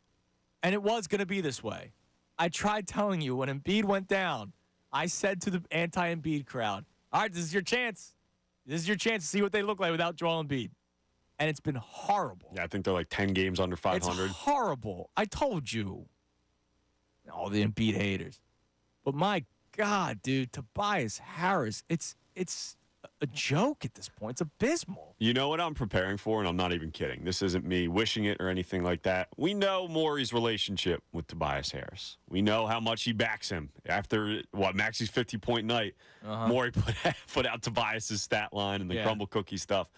Truly, because we've already felt enough pain here in Philadelphia. I'm prepping for a 2-year, $30 million contract for Tobias Harris after this season. And I said if they give it to him, I'm not watching. I'm preparing for it. I'm not buying a hot dog at Citizens Bank Park this year. I will not watch the Sixers. I will go on strike. I'm with you, buddy. Kind of hard to do as we are the flagship station of your Philadelphia 76ers. A little tough. And I show as much love as I can, but I will not be happy if they bring back Tobias Harris. The guy is a waste of space because he doesn't shoot the three ball well enough. When he does have the opportunity to be aggressive, he isn't. All right, he grabs 6 rebounds. I can find another guy that can grab 6 rebounds. He's a willing defender. That's great. I could probably find another willing defender. He's become a waste of space He's been a waste of space on this Sixers floor for a long time now. And I'm the casual, right? Casual fans trade me for a crumble cookie. Yeah, your cookies suck too. Like, I'm sorry. I feel bad for the people that are losing their jobs with the crumble cookie. All right, you see the email I sent out a couple weeks ago? No, I didn't. Oh, you didn't see that? They're firing employees because they were losing money. It's Tobias' fault. Honestly, it might be. I'm willing to blame Tobias Harris for people losing their jobs at the crumble cookie factory. And I'm blaming him for the Sixers not winning a championship in the last 5 years. It's just crazy. I forget what game it was. It might have been, I forget what game it was. They were literally running plays with Embiid out, with Maxey out. The Sixers were running plays for minimum contract Kelly Oubre with Tobias Harris on the same floor, making $39 million. Yeah. Like, it's absurd. And that's not because, that's his role. It's because I'm sure Nick Nurse doesn't believe in the guy at this point. It's just unbelievable how this guy has stolen money for as long as he has in Philadelphia. And it's both Knicks games. 2 points last night, 11 the game before. They won that game by, no team scoring 80 points. But I don't know, dude. Like, if he does come back, I like Daryl Morey. I think he's made some good moves. I still question his, is he the greatest president of basketball operations ever? Like, I still question that. Like some people make it out to me. Like, I do think and I like him, but I do think he's overrated. And that doesn't mean, overrated doesn't mean you're bad, right? It's just, I don't think he's what a lot of people make him out to be, but I do still think he's a smart basketball mind. If they brought back Tobias Harris, I don't know how I would handle that. Well, I know how I would handle it. I don't know how somebody could spin it in a good way. There's no excuse for it because how someone could spin it in a good way. Morey will find a way to spin it in a good way because, look at all he does. Yeah, maybe he doesn't. You don't appreciate it when he's making $39 million. But getting on this little amount of money, we're really going to see the value of Tobias Harris. It would be smartest man in the room, like something like Howie and Laurie went through a couple years ago, where I'm just going to do this. Yeah, but at least they went through that after freaking winning a Super Bowl. That is true. Like, Daryl Morey and the Sixers have not won anything. Daryl Morey didn't win anything with Houston, right? So, I can't give you the smartest man in the room syndrome when you haven't won anything. God, that was just such a pitiful performance yesterday. All right. So ESPN. If you're looking for ESPN Plus, people, I got you. I'm your guy, Cooper loves the Cars on Disney Plus, so I get ESPN Plus. You're thanks a plug. to it. Yeah, I'm your guy. So they graded out a bunch of free agent signings. So we'll start with Chauncey Gardner-Johnson because that's the first one that was. Oh, they have that up already. Eagle. Oh yeah, dude. Like they work fast. Damn. So Eagles bringing back defensive back Chauncey Gardner-Johnson. They graded it as a B.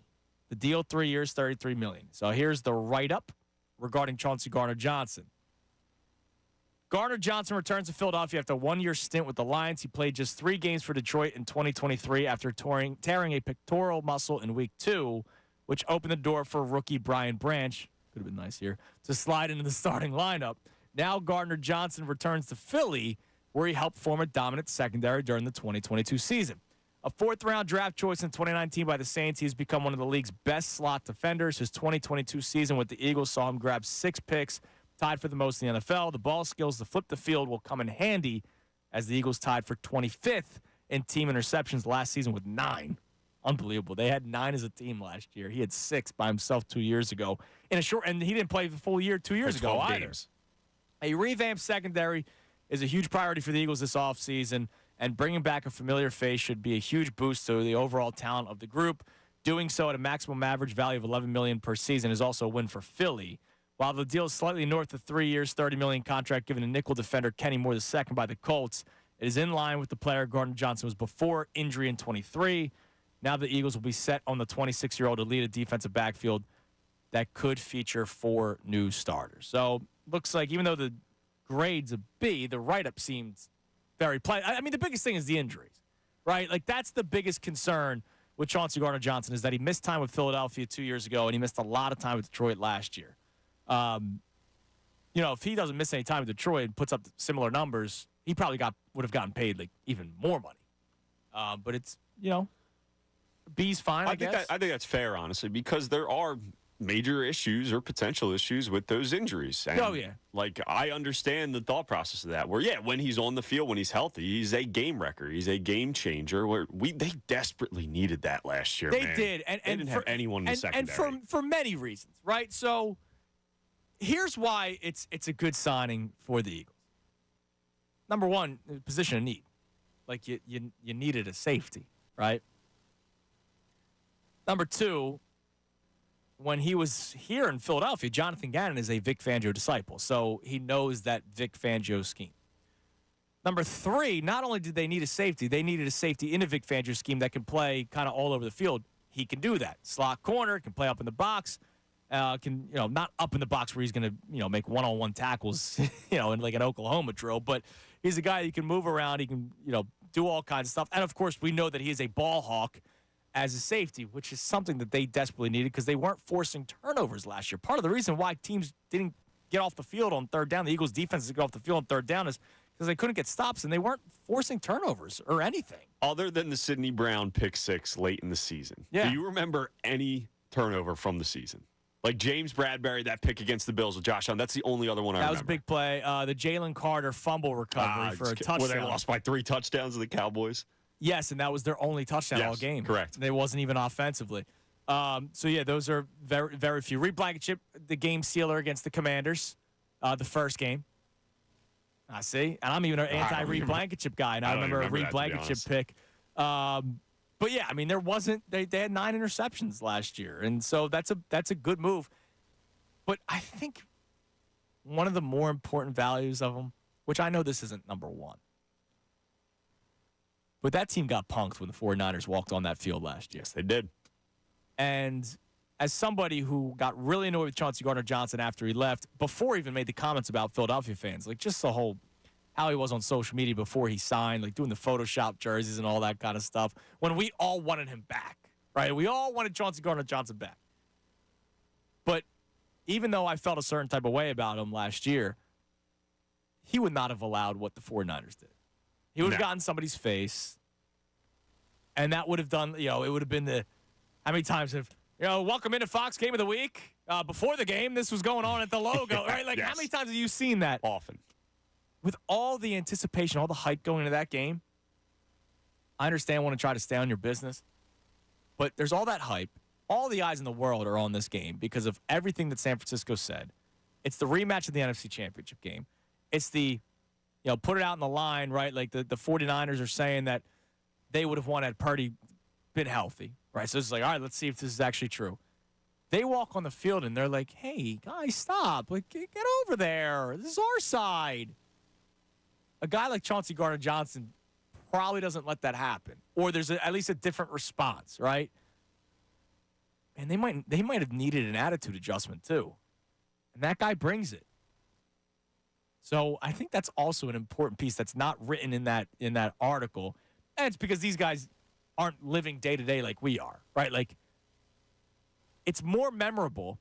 To your point about the turnovers last year, What they didn't do when the 49ers walked on the field was more memorable than any play made on defense last year. Sure. And that's sad, right? That's sad. The moment they got bullied is more memorable. All right, Saquon. They graded a C. Investing real money in a free agent running back seems like a philosophical shift for the Eagles, and probably not for the better. While I think Barkley is more attractive than some of the other free agent options like Josh Jacobs, DeAndre Swift, or Tony Pollard, more than $12 million annually with $26 million fully guaranteed is a steep price to pay for any running back, let alone one entering his 7th NFL season. In order to justify that kind of money, we'd have to believe Barkley is transcendent. While he's a huge name, the numbers don't suggest that he's that level of player anymore. Barkley managed 0.4 rushing yards over expectation per carry in 2023. A metric that is at least partially controls for run blocking with the Giants. He was good, not great. With better run blocking, I bet his box score numbers improve in 2024, but they would for most backs headed to the Eagles. The problem in paying heavily for him is that the difference between Barkley at this stage of his career and an average starter is small, just due to the nature of the position, and Barkley is in decline. Given that reality, it makes it tough to justify guaranteeing so much money, not just in 2024, but also in 2025 too. So that's not a high grade, and like the Chauncey Gardner-Johnson grade of a B, but the write-up made it seem like B+. The C made it seem even worse with the write-up. They even made the case that the Giants' offensive line wasn't good. But, oh, by the way, to Walder, whoever Walder is on ESPN that did that write-up, what was your defensive scheme against Tommy DeVito? Like, you weren't dropping 8 back in coverage. You were loading the box. There was one guy that could have beaten you on that team, and it was Saquon. It wasn't hard to scheme against them. So, yeah, I'm not surprised the numbers took a bit of a hit last year. Also, based off that, I saw something circulating on Twitter yesterday. Someone revisited the old grades of the Christian McCaffrey trade to the 49ers. Ah, nice. Do you know what ESPN, take a guess what ESPN gave the 49ers in that trade? All right, can you tell me that next? I can absolutely Because do that. I want to hear what that is, because maybe that'll make us feel better. But when I read that, I'm sure there's a lot of Eagles fans driving their cars right now, nodding their heads, saying, yeah, see, this is why I didn't want them. Are you still worried about the Saquon Barkley signing? Now, I think a lot of you were worried because you thought they weren't going to do anything else. They did. They went and got Chauncey Gardner-Johnson. So I'd love to hear from you, 610-632-0975. When you hear that, when I do that, give you that little grade from ESPN, they graded the Saquon signing a C. Does that worry you even more? I'm going to ignore it because I think there's a lot more context to why his numbers diminished last year in New York when he had no help at all. None. Wasn't hard to scheme up against the New York Giants, okay? 610-632-0975. Coming up next, as we react to that, and Tom gives us the grade for the Christian McCaffrey trade, I want to give out the spot in Knockout. So we did this 2 days ago. It was nice and easy. I just gave it to the best caller at the end of the show. So we'll do the same thing. It's a big spot in Knockout, March 27th. I'll tell you all about it coming your way next because we did talk a little bit about the Sixers this segment and Tobias Harris's woeful performance and woeful season, and I would say woeful tenure here in Philadelphia. So I'll tell you how you can get into the Knockout spot next right here, 97.5 The Fanatic.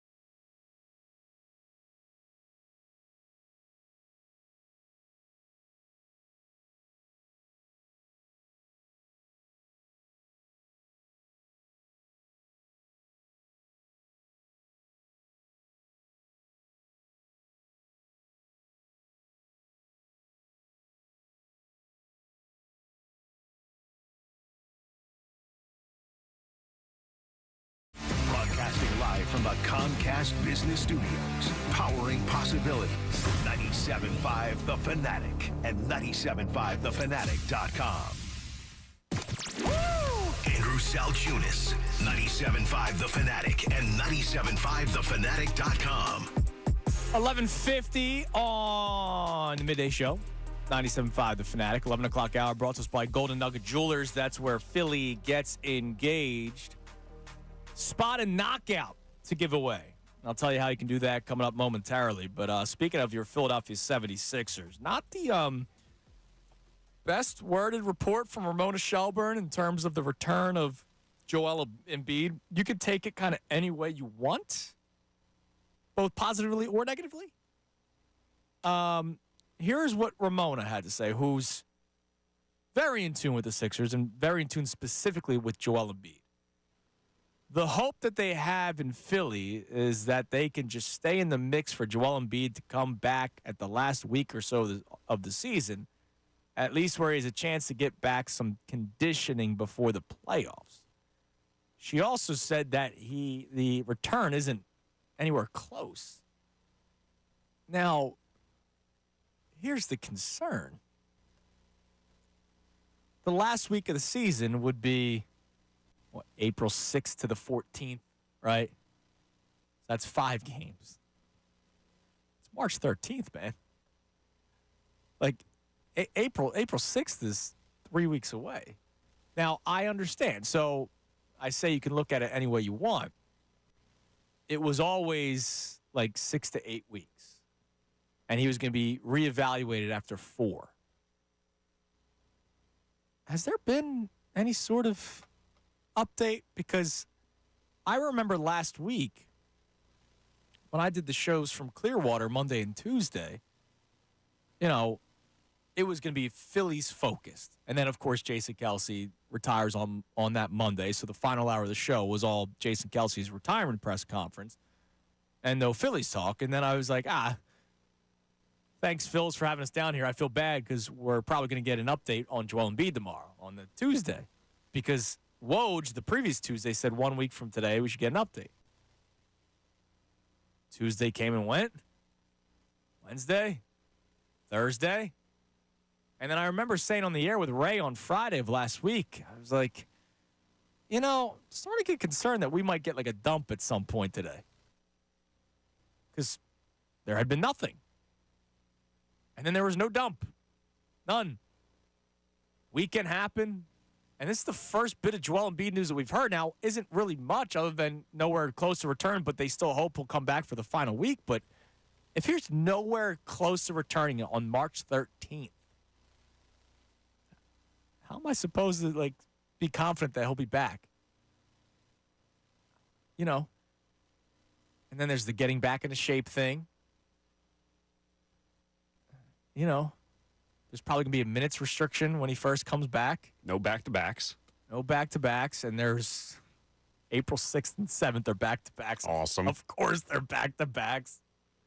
I think the play-in tournament's back-to-back, too. I'm pretty sure. Not 100% sure, but pretty sure. Well, if you're the higher seed and you win, you move on. You just have to move on right away. You just have to win the one game. So you have to kind of hope that they can, as Ramona says, stay afloat. I've been saying this the entire time, and I don't think that they will stay afloat. Now, they'll be one of the 2 higher seeds because it's 7, 8, 9, 10. They're currently the 7th seed, so they are in the play-in tournament. The season ended today.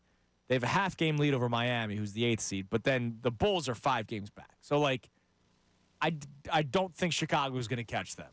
So they'll be the higher seed, so that means they'll have to win 1 game, and then they move on, in the next round of the playoffs. But, we're at March 13th. We're at mid-March. We still haven't gotten an update, really. And all we can really base on anything is what Ramona Shelburne had to say. And she is very connected with the Sixers and very connected with Joel Embiid. And when she says he's not anywhere close to returning, I wasn't expecting, a return next week, but I was expecting, an update of, he's trending in the right direction. There's buzzwords, right? I don't see any positive buzzwords out there for JoJo. Yeah, it doesn't make me feel great. I'll be completely honest. So, look, I think he'll be back come playoff time. It's just who is he going to be come playoff? What's he going to look like? Right, and that's the biggest thing. So you have to kind of hope that, and here's the problem: if you're the 7th seed, you're playing Milwaukee in round 1, and I think they could actually match up with Milwaukee if Embiid's playing at his best, which he won't be. So that's kind of concerning. That's the latest with your Sixers. Now, that doesn't mean we still can't have fun on March 27th. So coming up on March 27th, it's knockout day. It's back, baby. I love it every single year. Was it last year you knocked me out, or was that 2 years ago? 2 years ago. 2 years ago. I don't know what happened last year. I was not there. I was doing the game last year. Oh, that's right. I got down toward the end. Connor ended up winning. At least for the station, or did he win the whole thing? Nah, just for the station. Yeah, and then he posed for a picture, which is weird. Yeah, very weird. You can't. It's a Mickey Mouse victory.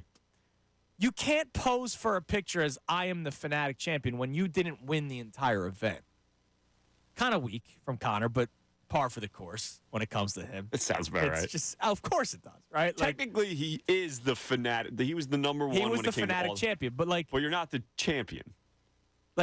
It's one thing you celebrate your conference tournament, but then the NCAA tournament doesn't happen right away. If you win your conference tournament but then lose in the first round on the same day, you can't take. Well, at least we won the conference tournament. Nah. You can't do that. So kind of weird for Connor, but whatever.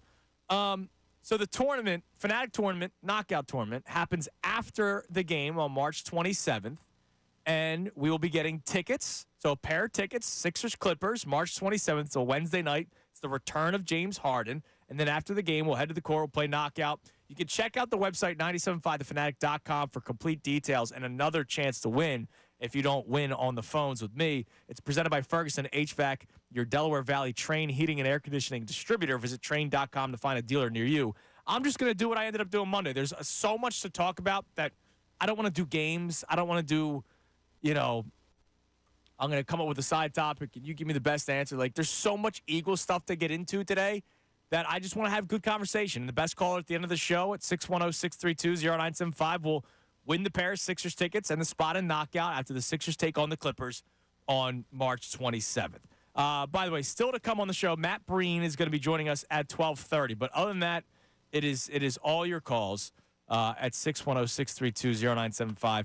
And last thing before I get back to the Eagles, because I'm sorry, I don't mean it, but it's popped up on my timeline again. What is Aroldis Chapman doing? That is a great question. I won't get into it. Please don't. But if you know, you know. It's one of those, if you know, you know. The Mr. Incredible memes of the people who don't know and then the people who do know. Yes. Know. I'm the people who does know. Yeah, me too. Because it popped up on the timeline. Because I'm a seam head, so it's a lot of baseball stuff, and sometimes baseball players are weird. And yeah, maybe don't go looking for the video. Just look for an article. Yeah. I wouldn't sign him. Now he's off much like those dudes are off the draft board from yesterday. Yeah, I have 3 guys off the NFL draft board. The guy from UCLA who wants to be a fireman, because I'm pro fireman, but not pro Eagle future fireman, because we already did that with pick. We already did that with Danny White. Yeah, and he's a first round pick. One guy doesn't believe in space, and another guy doesn't believe in birds. So those 3 guys all off my draft board. Those ones are arguable for me. Yeah, completely off the draft board. And Aroldis Chapman, I do not want him in a Phillies uniform after what I saw today. No. Very strange. All right, so best caller the rest of the way, 610-632-0975, will win the Sixers tickets to the game on March 27th, and, of course, the spot in knockout. And what we're talking about is all Eagles, obviously. Are you still happy that they signed Saquon Barkley, knowing what the Steelers gave up for Patrick Queen? Very similar money.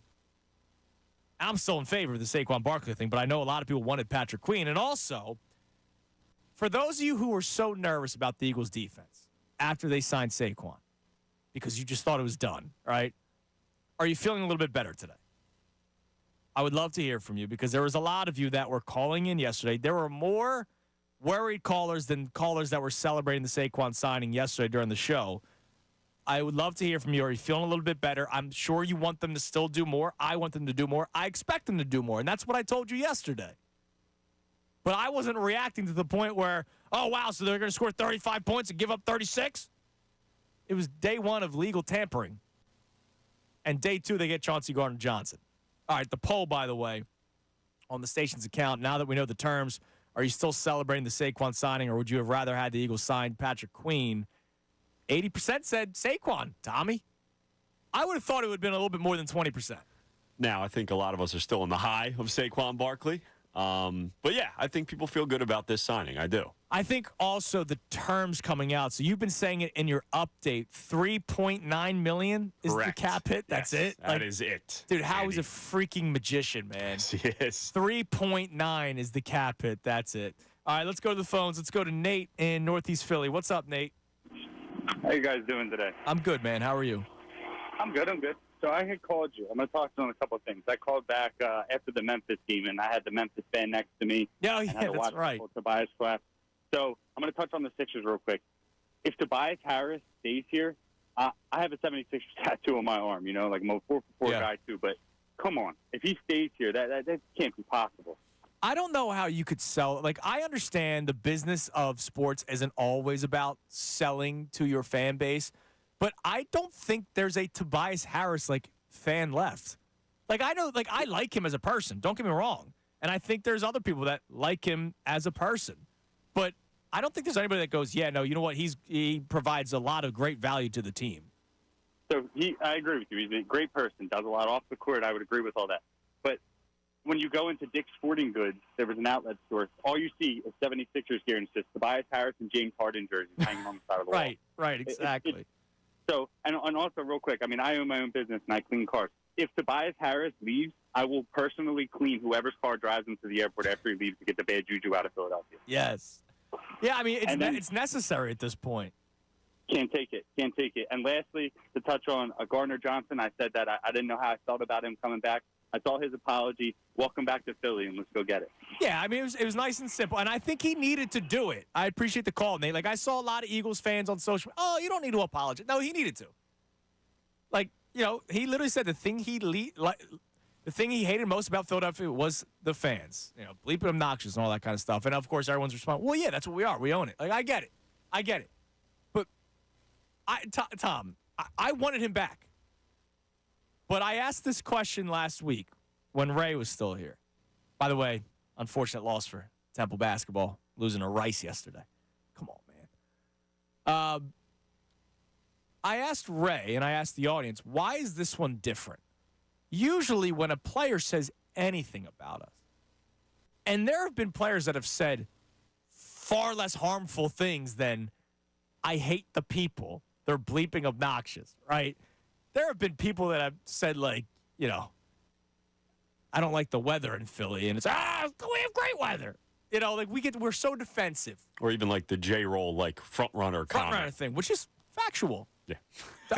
Like, Citizens Bank Park's going to sell out every single game this year. Yeah, for those of you who were offended by that, did you go to the games during the 10-year drought from 12 to 22? I would say no. No. I went, and it was empty. Right, so like he was right about that, and yeah, people freaked out. Still to this day, people do bring it up. Chauncey Gardner-Johnson literally said he hated people, and it wasn't the media. No, Eagles fans.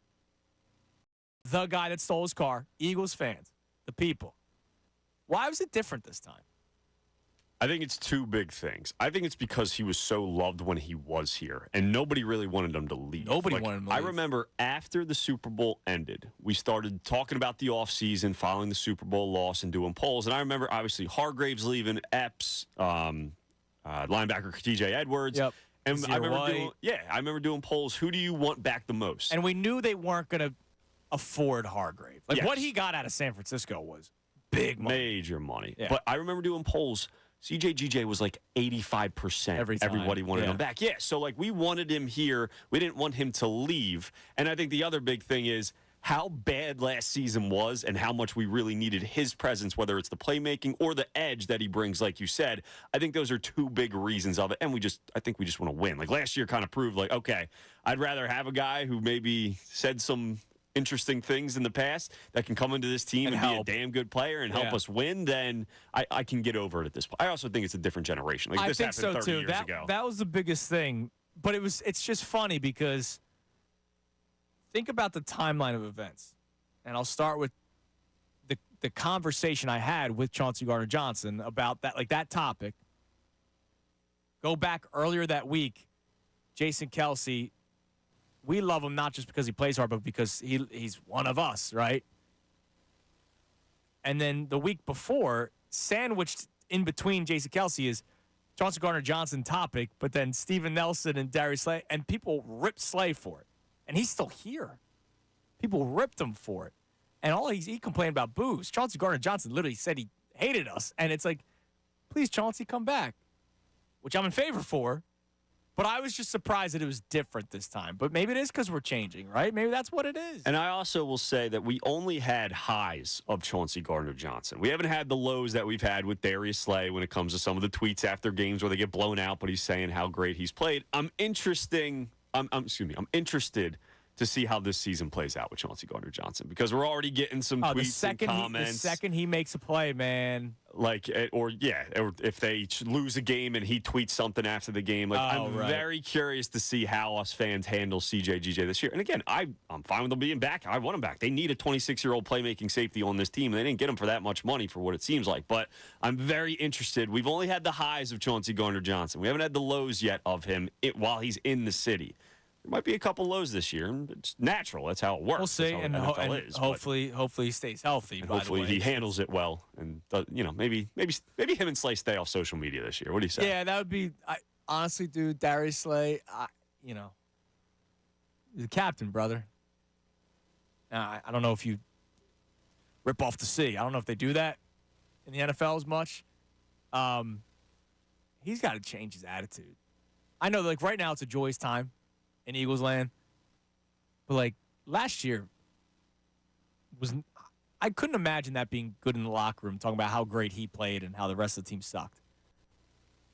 For the locker room. So that's got to change. All right, before you give me, I forgot the Christian McCaffrey trade grade that ESPN gave, and I still have the Bryce Huff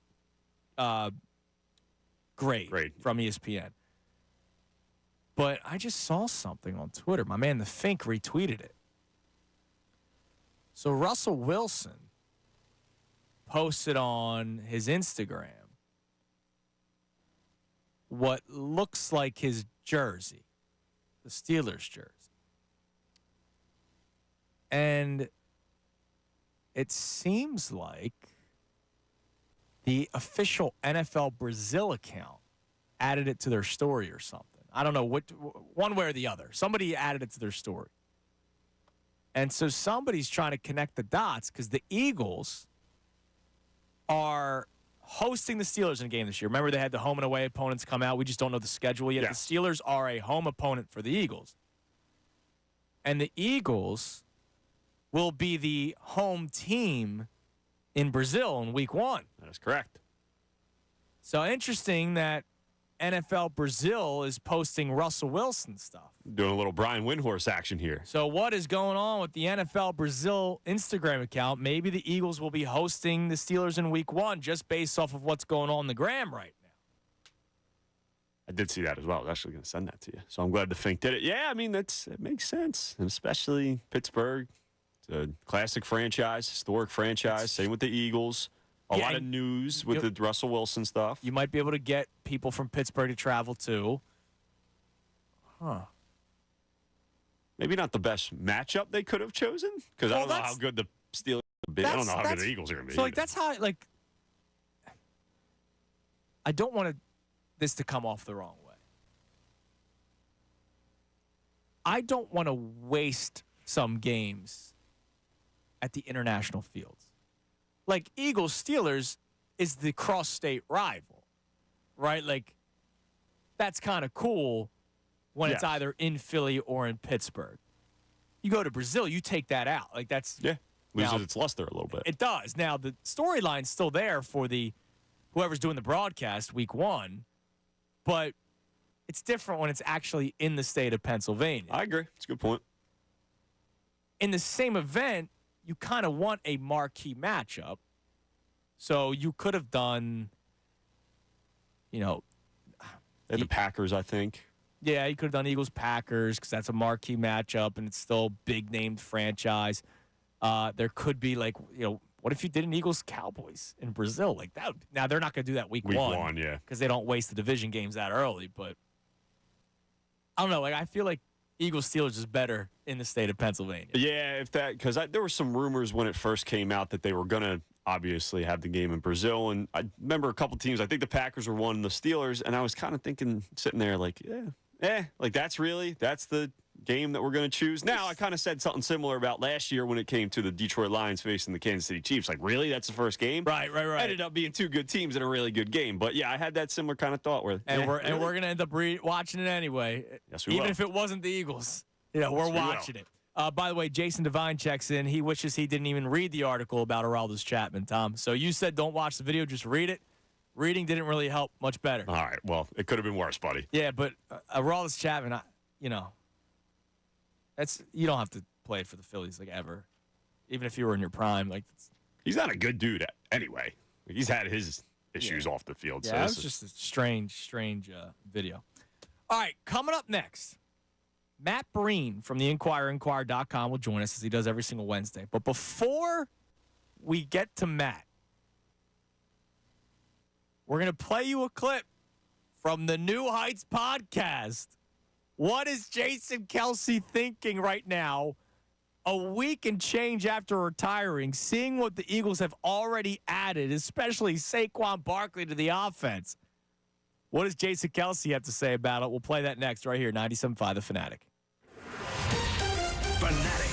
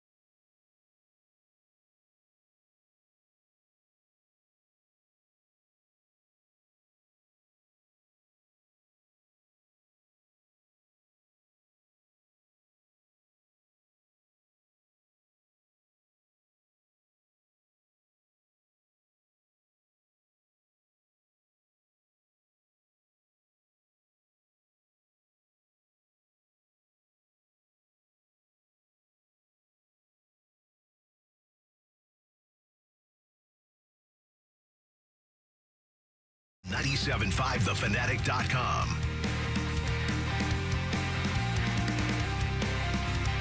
It is 12:20 on the Midday Show. 97.5 The Fanatic. I'm Andrew Salchunas. Matt Breen from the Inquirer, Inquirer.com, will be joining us in about 10 minutes. He'll be coming on at 12:30. We still have these other grades that we have to give. So if you're just tuning in, ESPN has already put out a list of grades for the free agent signings by basically all across the NFL, but I'm focusing on the Eagles ones. Chauncey Gardner-Johnson, they gave a grade of a B. Saquon Barkley, they gave just a grade of a C, dude. Yeah, that's kind of disappointing, but at the same time, I understand what they're saying. He's a running back at the age of 27 that they gave a lot of money to and a lot of guaranteed money to. I get all of this, but, you know, they talked about how his numbers are going down. Of course they're going down. He played with Tommy freaking DeVito. Of course they went down. It's not rocket science. You're going up against a team without a legitimate quarterback. So what are you going to do? You're going to load up the box. It's not that hard to grasp. So, of course, his numbers went down. That's stupid. Whatever. Yeah, it's not that hard to grasp unless you're Matt Patricia and the Eagles, Week 18. Yeah, that's true. You're right. Well, then again, Tyrod Taylor was better than Tommy DeVito. He was gashing the Eagles' defense.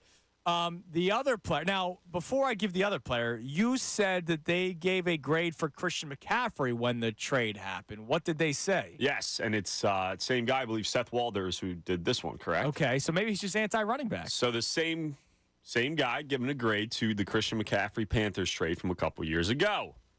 C- for the for the San Francisco 49ers, and he had a little write-up that's just pretty similar. There's some irony in Kyle Shanahan's running back shopping addiction when his offense is a perfect example of the limits of the position's impact.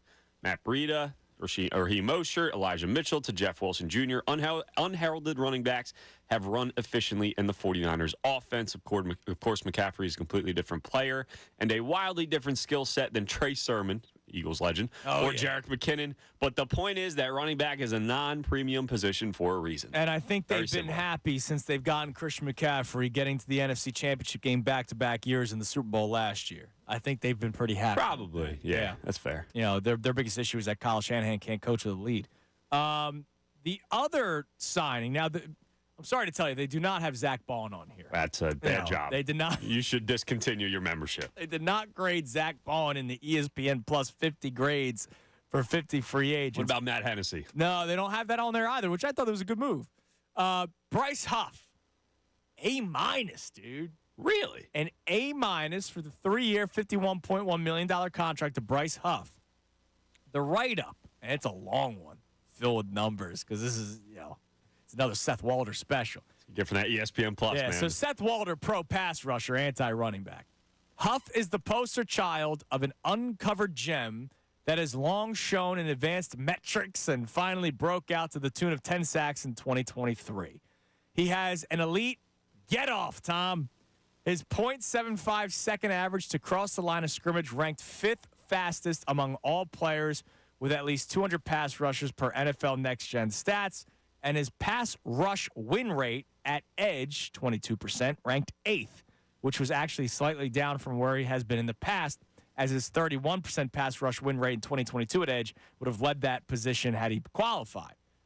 But can he be used more is the question. The Jets clearly had some concerns about his run-stopping ability, as he only played 30% of early downs. Run-stopping matters, but also in a way, who cares? Huff would hardly be the first high-end pass rusher to not be an asset against the run, but if the Eagles put him on the field 65% of the time instead of the 42% the Jets played him, that sack total should go up and up. At $17 million per season, the Eagles are paying Huff real money. But like we wrote about Jonathan Grenard, this is not a star edge rusher price. That leaves upside for the Eagles if Huff can parlay increased playing time into more production, which I've been saying since they signed him. They overpay him for who he is now with the hope that he overplays the contract, which is what they did with Hassan Reddick. All right, back to the article.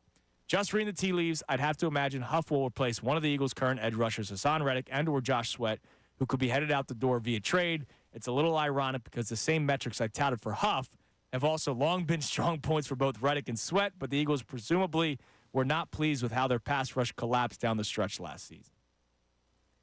Yeah, I do find that funny. Like, the pass rush was non-existent. And there's a lot of people that are very sad that both could be gone. It was horrible last year. Awful. Now, I blame coaching for multiple reasons, not just Matt Patricia. I also blame Sean Desai not rotating his guys. Sean Desai deserves a trophy for being able to keep that defense afloat because we saw how bad they were once they took him away. But still, they basically ran him to the ground. All those guys, Jalen Carter, he ran all those guys to the ground, and then coming to the end of the season, they were gassed. So, I can't completely, take Sean Desai off the hook for that one. Even though I understand wanting to play your best players, but that's probably why they were washed at the end of the season, so I get it. But no, it wasn't that great. Anyways, all right. So, Jason Kelce and the New Heights podcast.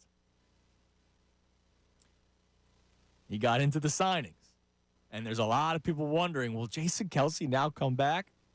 Guys, he's not coming back. He never was coming back. But here's Jason Kelce reacting to the Saquon Barkley edition. Saquon Barkley signing with Philadelphia. How about this? Huge, huge signing for Philadelphia. And I'm happy for Saquon. I'm not trying to talk trash. You're coming to a team that has had a legitimate offensive line established for a very long time. Yeah. Coming to a coach who's been there for a long time, and they've had proven success with nearly every running back. So Saquon is entering a good situation in Philadelphia. Social media has been nonstop saying, Jason, you sure you want to retire? And I'm like, yeah, I'm pretty positive, even though a little bit upset how we waited till I retired to make a move like this, but it's fine. Talked about last week. This is what I'm regretting. I knew when I retired that I was going to miss just an outstanding season for the Philadelphia Eagles, and it sucks. It really does. I want to be a part of this so bad.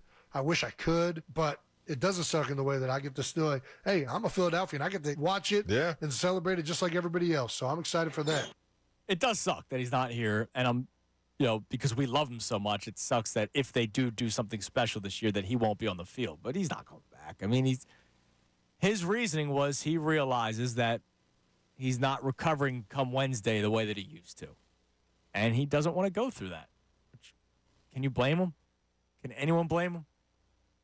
No, and Kylie Kelce said herself that he's been working on that retirement speech for years now. What, 3 or 4 years now? I can't see him giving a 40-minute retirement speech the way that Jason Kelce is, and then 3 weeks later, even 3 months later, goes, you know what, forget that. Kelce just doesn't seem that type of dude. I think he's going to stay true to his word, as much as it does suck, because I'd love to see what Saquon looks like, and I think Jurgens going to have a nice year, but we're talking about Jason Kelce. He might be the best center in the NFL. Right. We would have loved to have seen it, but listen, man, just stay true to your retirement as much as I'd love to see it. Oh, by the way, he could have not retired 2 Mondays ago. He could have kept on kicking down the can just to see what they end up doing. Sure. Right? Yeah, he's pretty dead set on this. Yeah, he was done, right? And I'm sure he talked to people in the organization to see what they were doing, and that's why he said last week when we played some of the clips from the New Heights pod that he's bummed out knowing that the Eagles were going to be aggressive. Howie Roseman straight up said in the Combine press conference that he was going to be aggressive, and they were.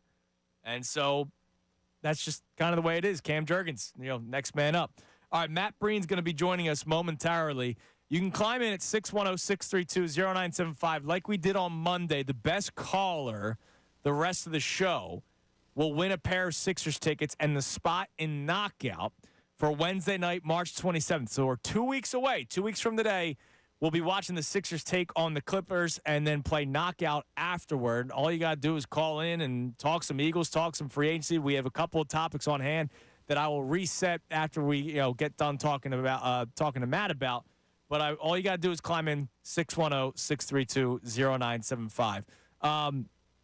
So when we speak with Matt Breen, we're going to talk about everything when it comes to what the Eagles have done so far. And I love Matt. He's tremendous at covering all things Philadelphia sports. So I love talking to him about different angles as well. And one of the angles I'm going to get into him with is the tweet that I got the other day. And I would love to dive into this more, probably later this week. But I got a tweet from a guy named Bill that said, besides the football reasons, this team and the fans both needed an emotional shot in the arm. And after a little of stumbling and fumbling, our man Howie can glide a little again. That was his response to the Saquon Barkley signing. And I do wonder how important that is for an organization after a collapse like that. So let's head to the Comcast Business Hotline from the Inquirer, Inquirer.com on a Breen Day. my man Matt Breen. Matt, what's going on, man? How are we today? What's up, Andrew? How you doing, man? I'm doing great. It's easy to do 4 hours of radio when the Eagles are as aggressive as they are and getting Saquon Barkley. So let's start there, Matt. Your thoughts on the Saquon Barkley signing. Forget the reporting for a second. How shocked were you that they signed him? I would, if it happened like a week ago, I would have been stunned. But I feel like you could almost over the weekend see the smoke coming that it was going to happen. But still, when it happened, it's still wow. And but I think it's a great move. It's I know we get hung up on like the running back and paying a running back, but you look at the numbers, like they're not really paying them that much. It's to me, it's genius. It's taking advantage of a market inefficiency where the best GMs across all sports, they separate from this group thing that we don't pay running backs anymore. Well, so therefore all the running back salaries come down. And now Saquon Barkley is the price of a Darnell Mooney or a Gabe Davis, and that's just insane. Which is criminal, by the way, for a guy like Saquon Barkley, right? He's going, wait, what did Darnell Mooney get? Yeah, it's absolutely insane. So you take advantage of that, and that's how you separate yourself, and that's what makes it, a good GM a great GM, because you're able to, even your own personal beliefs, you're able to put them aside to make your team better. And the deal was great when it happened, when you saw the initial numbers, and now today you see the breakdown of the cap hits. Cap hit's not even $4 million next year. It's incredible what Howie Roseman does, and because of that, Matt, isn't it time that, and I know we always will, but isn't it time where we freaking stop doubting Howie Roseman? Yeah, I don't doubt him. Like we talked last week, until he completely falls on his face, but I give him the benefit of the doubt. And even after the way last season ended, you knew they were going to retool in some way. Obviously, the franchise quarterback, this was not a rebuilding team. So you knew they were going to retool this offseason. And if there's anybody I trust, I trust him. So I trusted him to do this. And I still, just a flurry of moves. It was move after move, even into last night with CJ. So it's just incredible that the team was, forget about the collapse. They were a good team. Halfway through the season, they were, a Super Bowl contender. And now you have no reason to believe going into the next season, because of what happened this week, that they're right back where they were before this whole collapse happened. Now, right before I brought you on, I was reading a tweet that I got when the signing happened, or when it was announced that it was going to happen, because happy NFL new league year today, Matt. But a guy named Bill tweeted at me saying, besides the football reasons, this team and the fans both needed an emotional shot in the arm. And after a lot of stumbling and fumbling, our man Howie can glide a little again. How important is it for the Eagles not only to have signed a premier talent in Saquon Barkley to help their roster, but also to try to maybe put the fans back into a mode where they're once again excited for the football team? I can get that. And obviously for the fans, that's self-explanatory. But as you were saying, I'm thinking about the team itself. Fast forward the training camp, Saquon Barkley, one of the top 5 most known NFL players, is in the locker room now. The team's better offensively and defensively. Is anybody still talking about the collapse? No. To me, I think you turn the page by making moves like that. They're not running it back. It's a completely just reshaped offense and defense to the point where I think the collapse, and I'm not trying to sound like a homer, I just think it's irrelevant. It happened, and now it's it's so focused on these new additions. And what is this team going to look like going forward, that we don't have to retrace the steps of last season? So I think obviously for fans, you're jacked up because, you can't wait to see Saquon Barkley play for the Eagles. But even for the team itself, I think it just completely wipes the taste away from what happened last season and totally turns the page. We're speaking to Matt Breen on the Comcast Business Hotline from the Inquirer, inquirer.com. The other thing, I kind of want you, because maybe people are tired of hearing me say it, I kind of want you to maybe calm some fans down, because yesterday when we're doing the show, so, we'll do the timeline, right? Monday was legal tampering day, but it didn't start till 12 o'clock. So we were the 2-hour build-up and the 2-hour opening of legal tampering. The Saquon news doesn't drop until later on that afternoon. So yesterday on this show was full-on reaction to Saquon, and I still had people calling in upset and worried that the defense was not going to be addressed. And I'm like, guys, it hasn't even been 24 hours. Because if you think about it, the new league year, or the legal tampering started at noon. The show starts at 10. So it hadn't even been 24 hours. And since then, they've landed Chauncey Gardner-Johnson, and there's enough reports that they might get another safety. They might trade for a linebacker at some point. Can you try to put some people at ease that they're not done yet, and they weren't done right after signing Saquon? And wasn't Huff the first move they made? Huff was the first move. I think people forgot about it already, dude. Me too, because it just it got overshadowed by obviously the big splash. But that was their biggest money move. So they've addressed the defense so far. Like you said, it's not over yet. The defense will be addressed, but I can't imagine being pessimistic or feeling negative if the Eagles signed Saquon Barkley. It just feels like a move that shouldn't happen, and it's honestly I still can't wrap my head around it. The guy ran behind one of the worst offensive lines in football, if not the worst. Now he's coming here to run behind the best offensive line in football, and behind a historically good running backs coach. He can catch the ball out of the backfield. He can pass protect. I just can't wrap my head around it. Like it's kind of so insane that to me, like I'm thinking of superstar athletes that have come to Philly, and he's right up there with Bryce Harper. In everything, on field, off the field, everything. Like these guys don't come to Philly very often. The fact that Saquon Barkley is coming to Philly is just. It's really fascinating, and the fact that it happened at the price that it happened at, it's hardly going to affect the team this season. Yep. So they're in a great spot. Yeah, they are.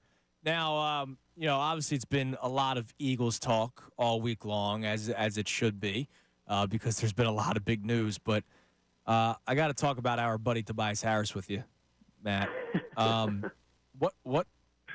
Who is he? Like, what is he?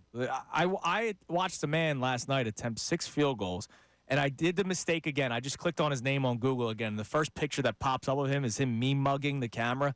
He's not allowed to mean mug. When you're attempting 6 field goals and scoring 2 points in a game against the Knicks, which is supposed to be a tough defensive team, and you basically play with your tail between your legs, like you can't mean mug. Yeah, he is who we think he is, right? And you get fooled by a couple game stretch a week or so ago, and we talked a couple weeks ago. It was like, who's the one guy that needs to step up? And that was my guy. But I think Tobias Harris is Tobias Harris, and I think we've seen enough of a sample size now to know who he is and to not expect anything more from him. And as a team, without Embiid, this is a team that feels like they're going to that play-in tournament. And it just and that makes me wonder, if they're in the play-in, is Embiid going to come back? Because he's not going to be 100%, right? Like if he comes back no matter what, he's not fully healthy. He's risking something to come back. But I start to wonder if he would come back to play in a play-in tournament. And it's just this team without him is just tough to watch. The last 2 games were brutal. So I don't know. It's disappointing. Like that, you talk about the Eagles collapse, but the Sixers also look like this is finally going to be a year that they will at least, get through that second round, get past that point. And ever since Embiid got hurt, it's just a really tough basketball team to watch. And worst case scenario was the play-in tournament. Now it just kind of looks like it's trending that way. Yeah, it really is. Now, Matt, are you starting to think of some stories for spring playoff hockey in Philadelphia, dude? Look, I know it was the Sharks yesterday, but it was another win, and they're still in that 3rd spot in the Metropolitan Division. I think they did a good job at the trade deadline to move some players to get some good assets for the future, but also maintain a competitive team. For sure. They were in a weird spot where you're rebuilding. You said it from the front. That was a rebuilding season. Next thing you know, you're in a playoff hunt. So what do you do? And I thought they did a great job of still being committed to the rebuild, but not fully, tanking on the season, where they got that first-round pick going forward, but they still kept enough guys that they can be competitive the rest of the way and see where the chips fall. And it's been fun. It's nice to see like hockey has not been relevant in a long time, and to have this team in a playoff hunt in a good spot to make the playoffs, it's going to be a fun finish to the season, and feeling good going forward. This isn't like a flash in the pan because this is a bonus. This year was not supposed to be a playoff year. So right. This is a bonus, and I think you can feel good. Just like I remember last summer saying with you guys talking about the new regime and feeling good then. But now there's proof to that. It's not just like buying into press conferences and the new right. faces. They've had results. So it's nice. They really like the Flyers when this team's good. Oh, this town eats them up, man. I can't wait for it. I'm excited for it. Now, what do we got cooking in the Inquirer this week? The Dave Holland story I talked about last week is wrapping up, finishing that. Okay. And then I am turning the page to WrestleMania is coming to town. Oh. And I'm not so much closet wrestling fan, but I enjoy it. I'm not shy about it. But my challenge is I wanted to find stories that connect with, because I know it's not everybody's cup of tea, right? So I wanted to find stories that connect to everybody, that everybody could be interested in doing. Philadelphia-centric professional wrestling stories. Yeah. And I feel like I found 5 or 6 that I think are, you don't have to be a wrestling nerd like myself to enjoy them. So right, especially if there's the Philadelphia connection. So yeah, that's great. And there is a lot of them. There is a lot of them. So that's great. Matt, listen, man, I appreciate it. Always love your work. Always love you coming on. I appreciate it, and we'll talk to you next week. I appreciate it, Andrew. Take care, man. You too. There he is, Matt Breen from the Inquirer, Inquirer.com. All right, coming up next.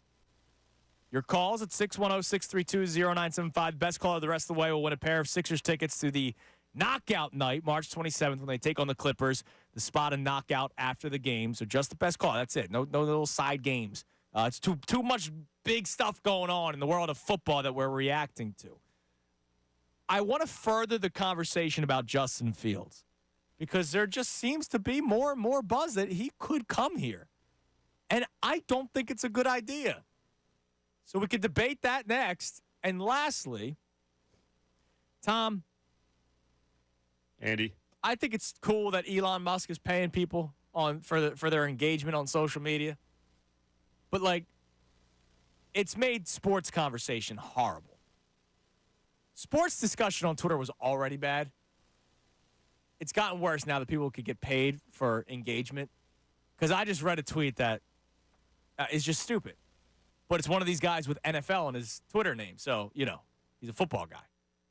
I'll tell you what that tweet is next right here, 97.5 The Fanatic.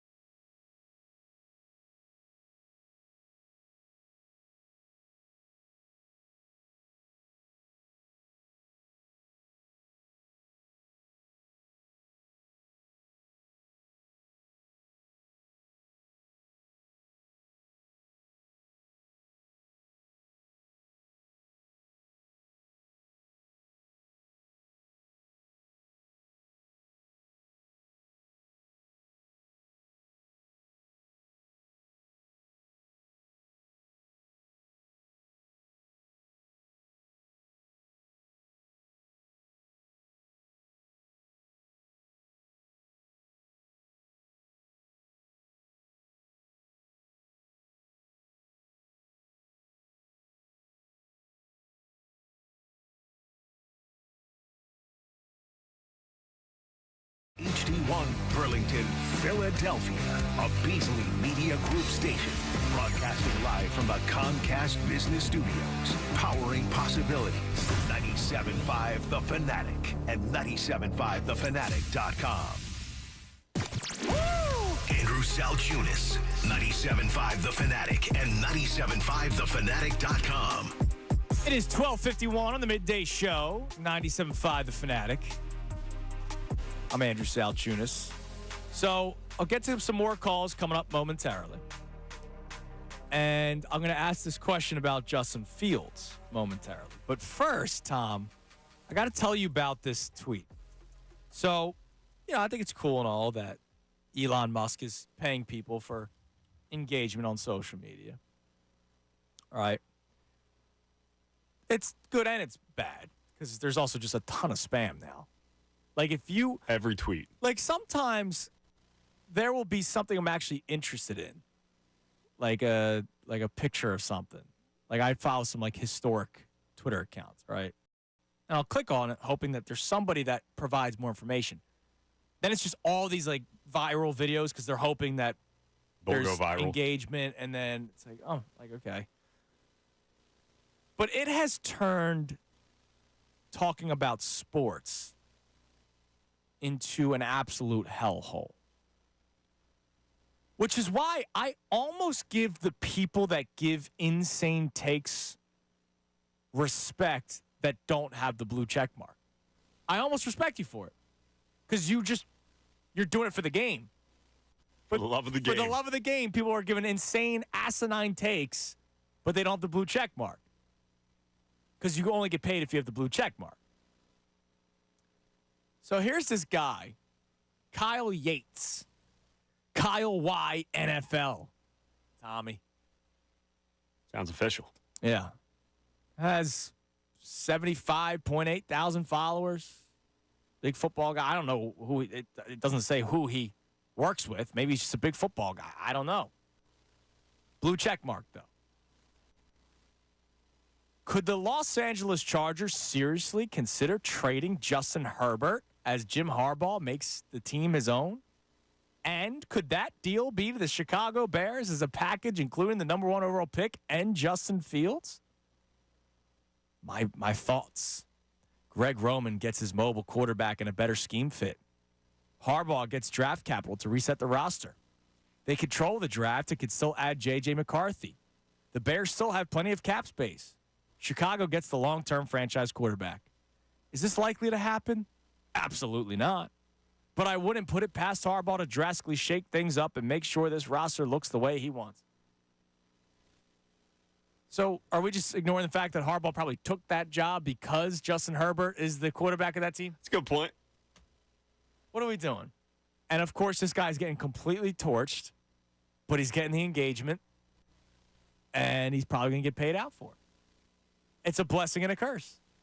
I know, by the way, if they do trade Herbert, it's like $100 million in dead cap for the next 4 years. So it probably doesn't make a ton of sense if you're Jim Harbaugh. Yeah, I mean, social media can be great for our job because we get up-to-date information. Constantly we're refreshing Twitter, and we know who to look for. This week's been a lot of fun. Yeah. Because it's been... We did a whole show. God, look, this team signed this guy. The Eagles, we did. Monday was literally 4 hours of speculation. All rumors. It was all slop. And it was a fun time, and it was all true. A majority of it was true. This is just disgusting. This is the bad part of social media. Right, when we're posting stuff like that. That's not going to happen. But the last thing that I read that I called somebody a clown over was Mike Lombardi saying the Eagles should trade for Justin Fields, Tommy. And as the days have gone on, there's just more and more and more. And all of a sudden, it's the Saquon Barkley thing all over again. There's smoke. And it's just nonstop. And we played a clip from Shefty yesterday when he was on First Take and how teams across the league are just valuing him as a backup right now. I think James Palmer said teams would rather pay Gardner Minshew $25 million than $2 million to Justin Fields. James Palmer joining the best show ever at 3 today also. How about that? All right, look at that. James Palmer, 3 o'clock, and maybe Tyrone can ask a little bit about this Justin Fields situation, which, again, I find it so funny that the day after Saquon Barkley is announced he'd be signed with the Eagles, we're talking backup quarterbacks because that's what we do in Philadelphia, damn it. All right, I want to say this one more time because I will not budge on this. And I would love to get your reaction on this as well at 610-632-0975. So the topics on hand. Number one, for those of you who were very worried about the defense after they signed Saquon Barkley, are you feeling better today? I hope you are. Because phone lines were lit yesterday. People were freaking out. Oh, but they're not going to address the defense. Later last night, they signed Chauncey Gardner-Johnson. There's reports that they might get another safety. There's reports that they're going to trade for a linebacker, right? Like, they're not done. Howie Roseman's not done. Howie knows that the defense sucked last year, and they're going to do whatever they can to make it better. Saquon Barkley doesn't prohibit that from happening. Saquon Barkley's $3.9 million cap hit is not going to prohibit them from getting better players on defense. And, oh, by the way, we're still waiting for the shoe to drop on Josh Sweat or Hassan Reddick or both. So are you feeling better today if you were worried? If you were somebody that didn't want Saquon Barkley and wanted somebody on defense, and that name being Patrick Queen, how are you feeling today? Because they signed him in Pittsburgh to very similar money to Saquon Barkley. So would love to get your thoughts on that. And now this one, when it comes to Justin Fields. Are you open to trading what seems like nothing at this point for Justin Fields to back up Jalen Hurts? 610-632-0975. I say no. Because I just don't think it's worth what could be a headache. There might be no headache. But did we not just go through this? The Eagles had Carson Wentz. And they drafted Jalen Hurts. And we know how Wentz reacted. Now I know what you're thinking. Well, Jalen Hurts is different. He's built different. He wouldn't let that get to him. Have you talked to him? Do you know? I remember somebody reporting right after the trade that right after the drafting of Jalen Hurts, that Carson Wentz was not happy. So they probably talked to him about it, told him that it was happening, and he probably wasn't happy about it. Jalen Hurts, like, what if he doesn't want that to happen? Or what if the second he throws an interception or fumbles a football week one, there's whispers of Justin Fields at Lincoln Financial Field or in Sao Paulo, Brazil? Tom and I talked about this yesterday. People wanted the Eagles to draft Justin Fields because this was before Jalen Hurts had his 2022 season. So with all that being said, why would you risk ruffling any feathers? I understand he's a cheap backup. I understand that if Jalen Hurts gets hurt, you bring in a quarterback that's maybe more athletic, does not throw the football well from what I've seen, but dynamic, athletic ability.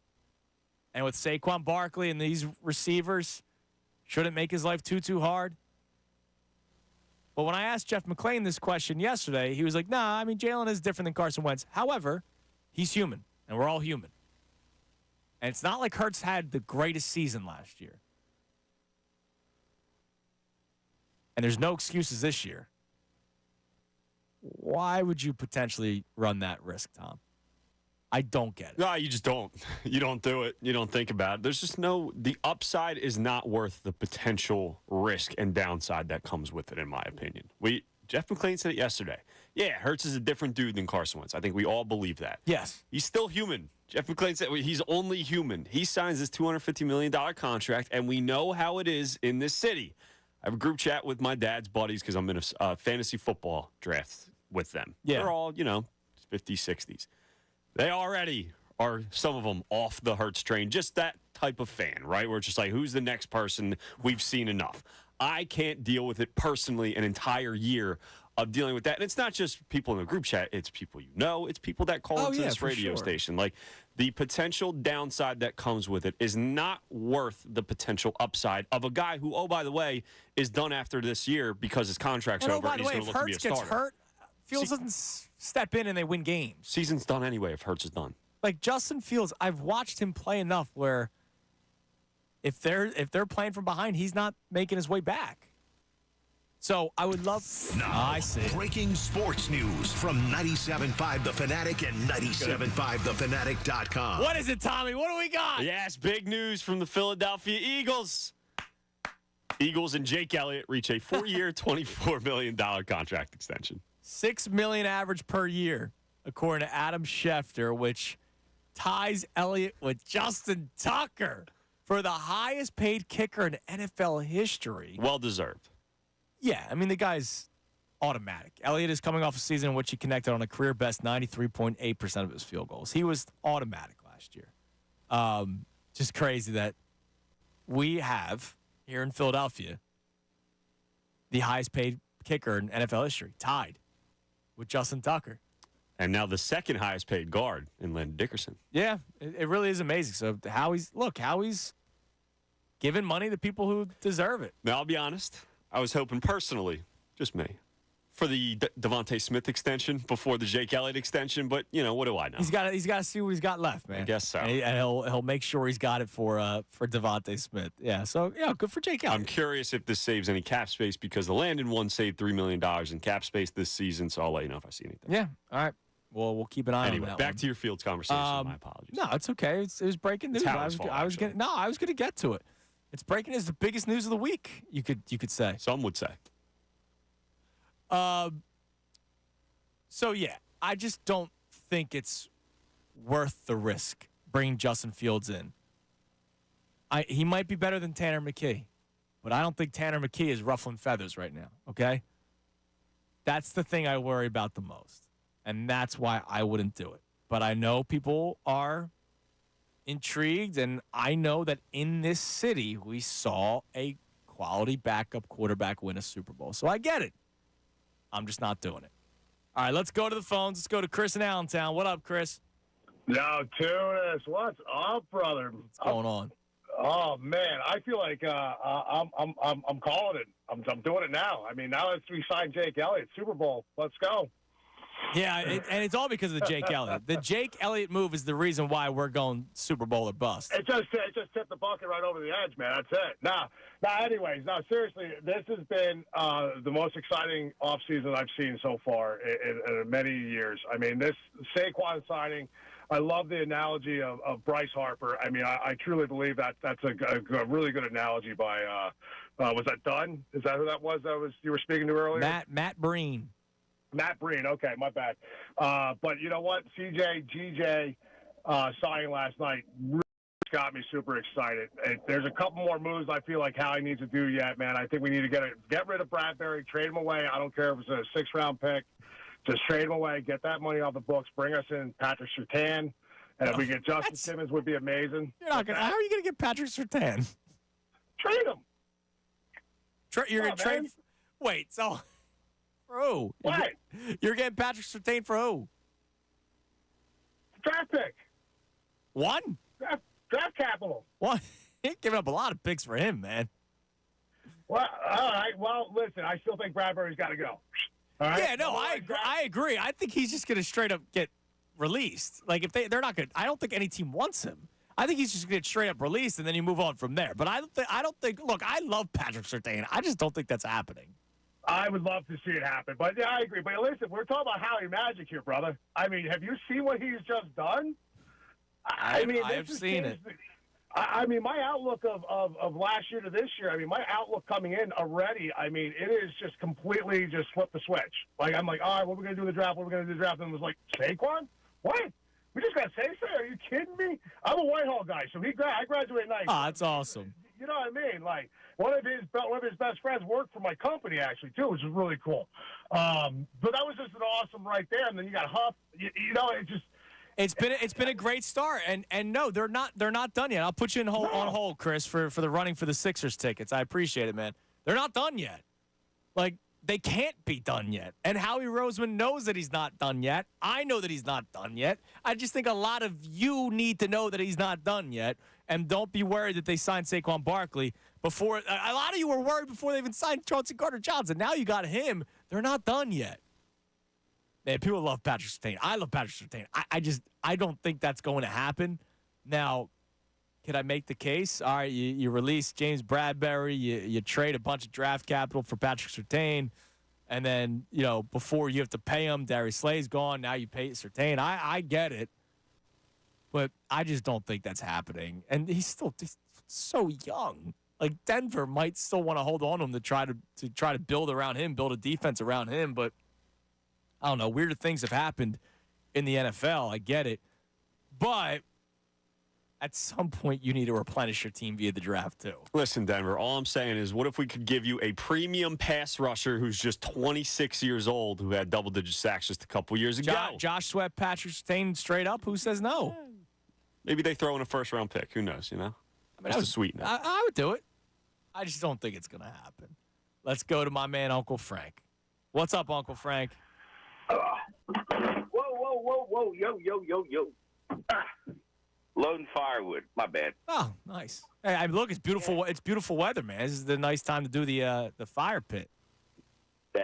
I had the smokeless one, as a matter of fact. Ah, you and Snoop Dogg. That's it. Yeah, neither one of us has given up. Anyway, happy Wednesday, boys. Happy Wednesday. Everybody. Hey, what's Elon paying out for? What was that? Engagement on social media.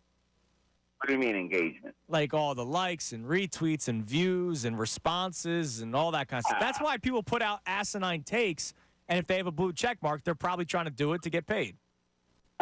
There you go. That's low-hanging fruit for me. So, listen, how exciting.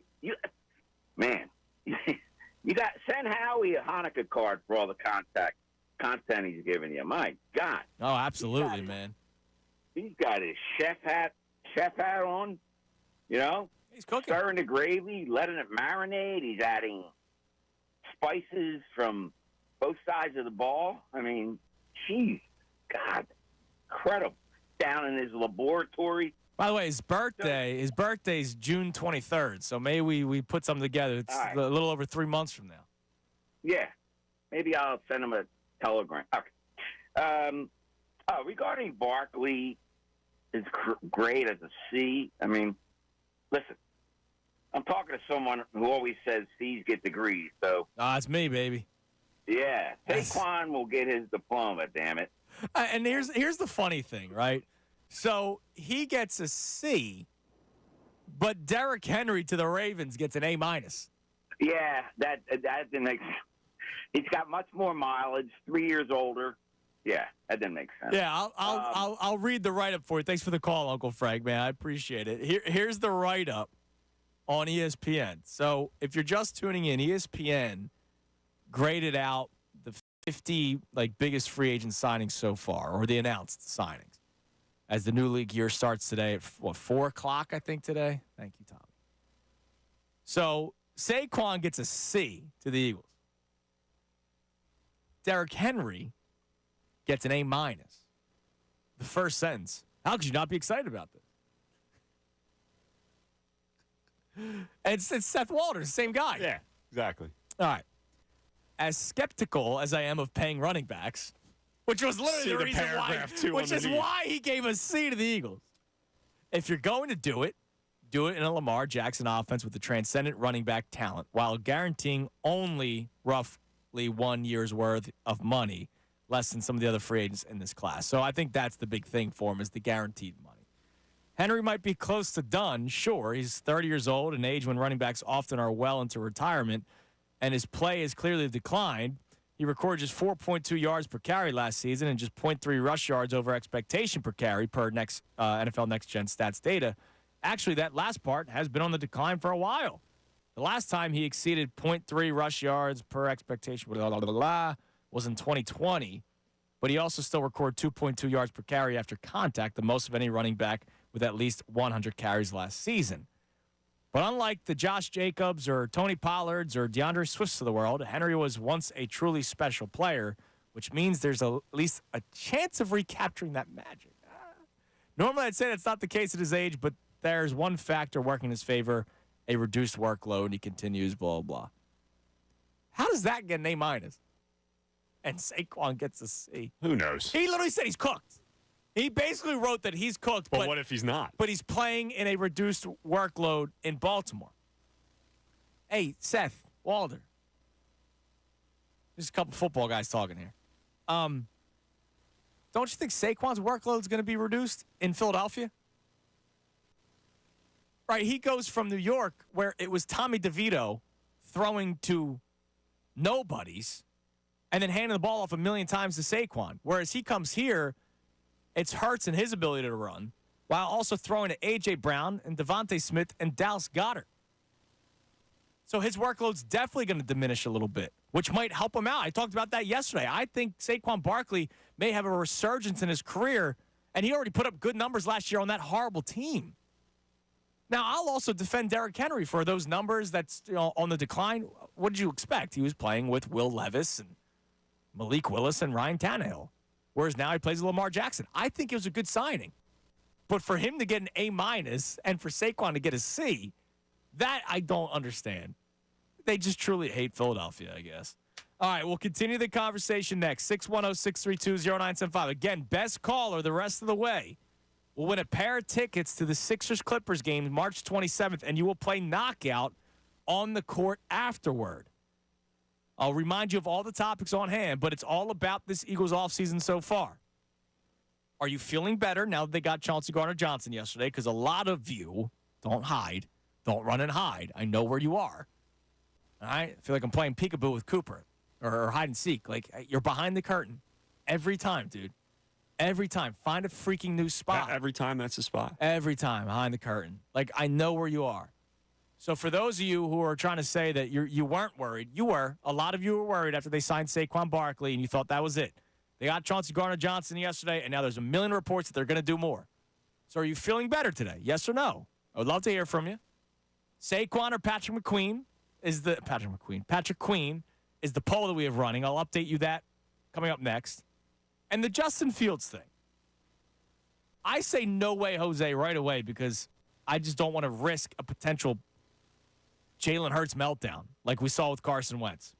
And I know he's a different person, but I'm not even risking it. A lot of you are in favor of it. Tell me why. 610-632-0975. We'll go through some of these other free agents as well that weren't signed by the Eagles and see what they're grading them out because it's funny that Saquon gets a C and Henry gets an A-. Talk about that next right here. 97.5 The Fanatic. Fanatic Sports Update. Another move for the Birds. I'm Tom Alvord, and this update is brought to you by Allstate. Some people just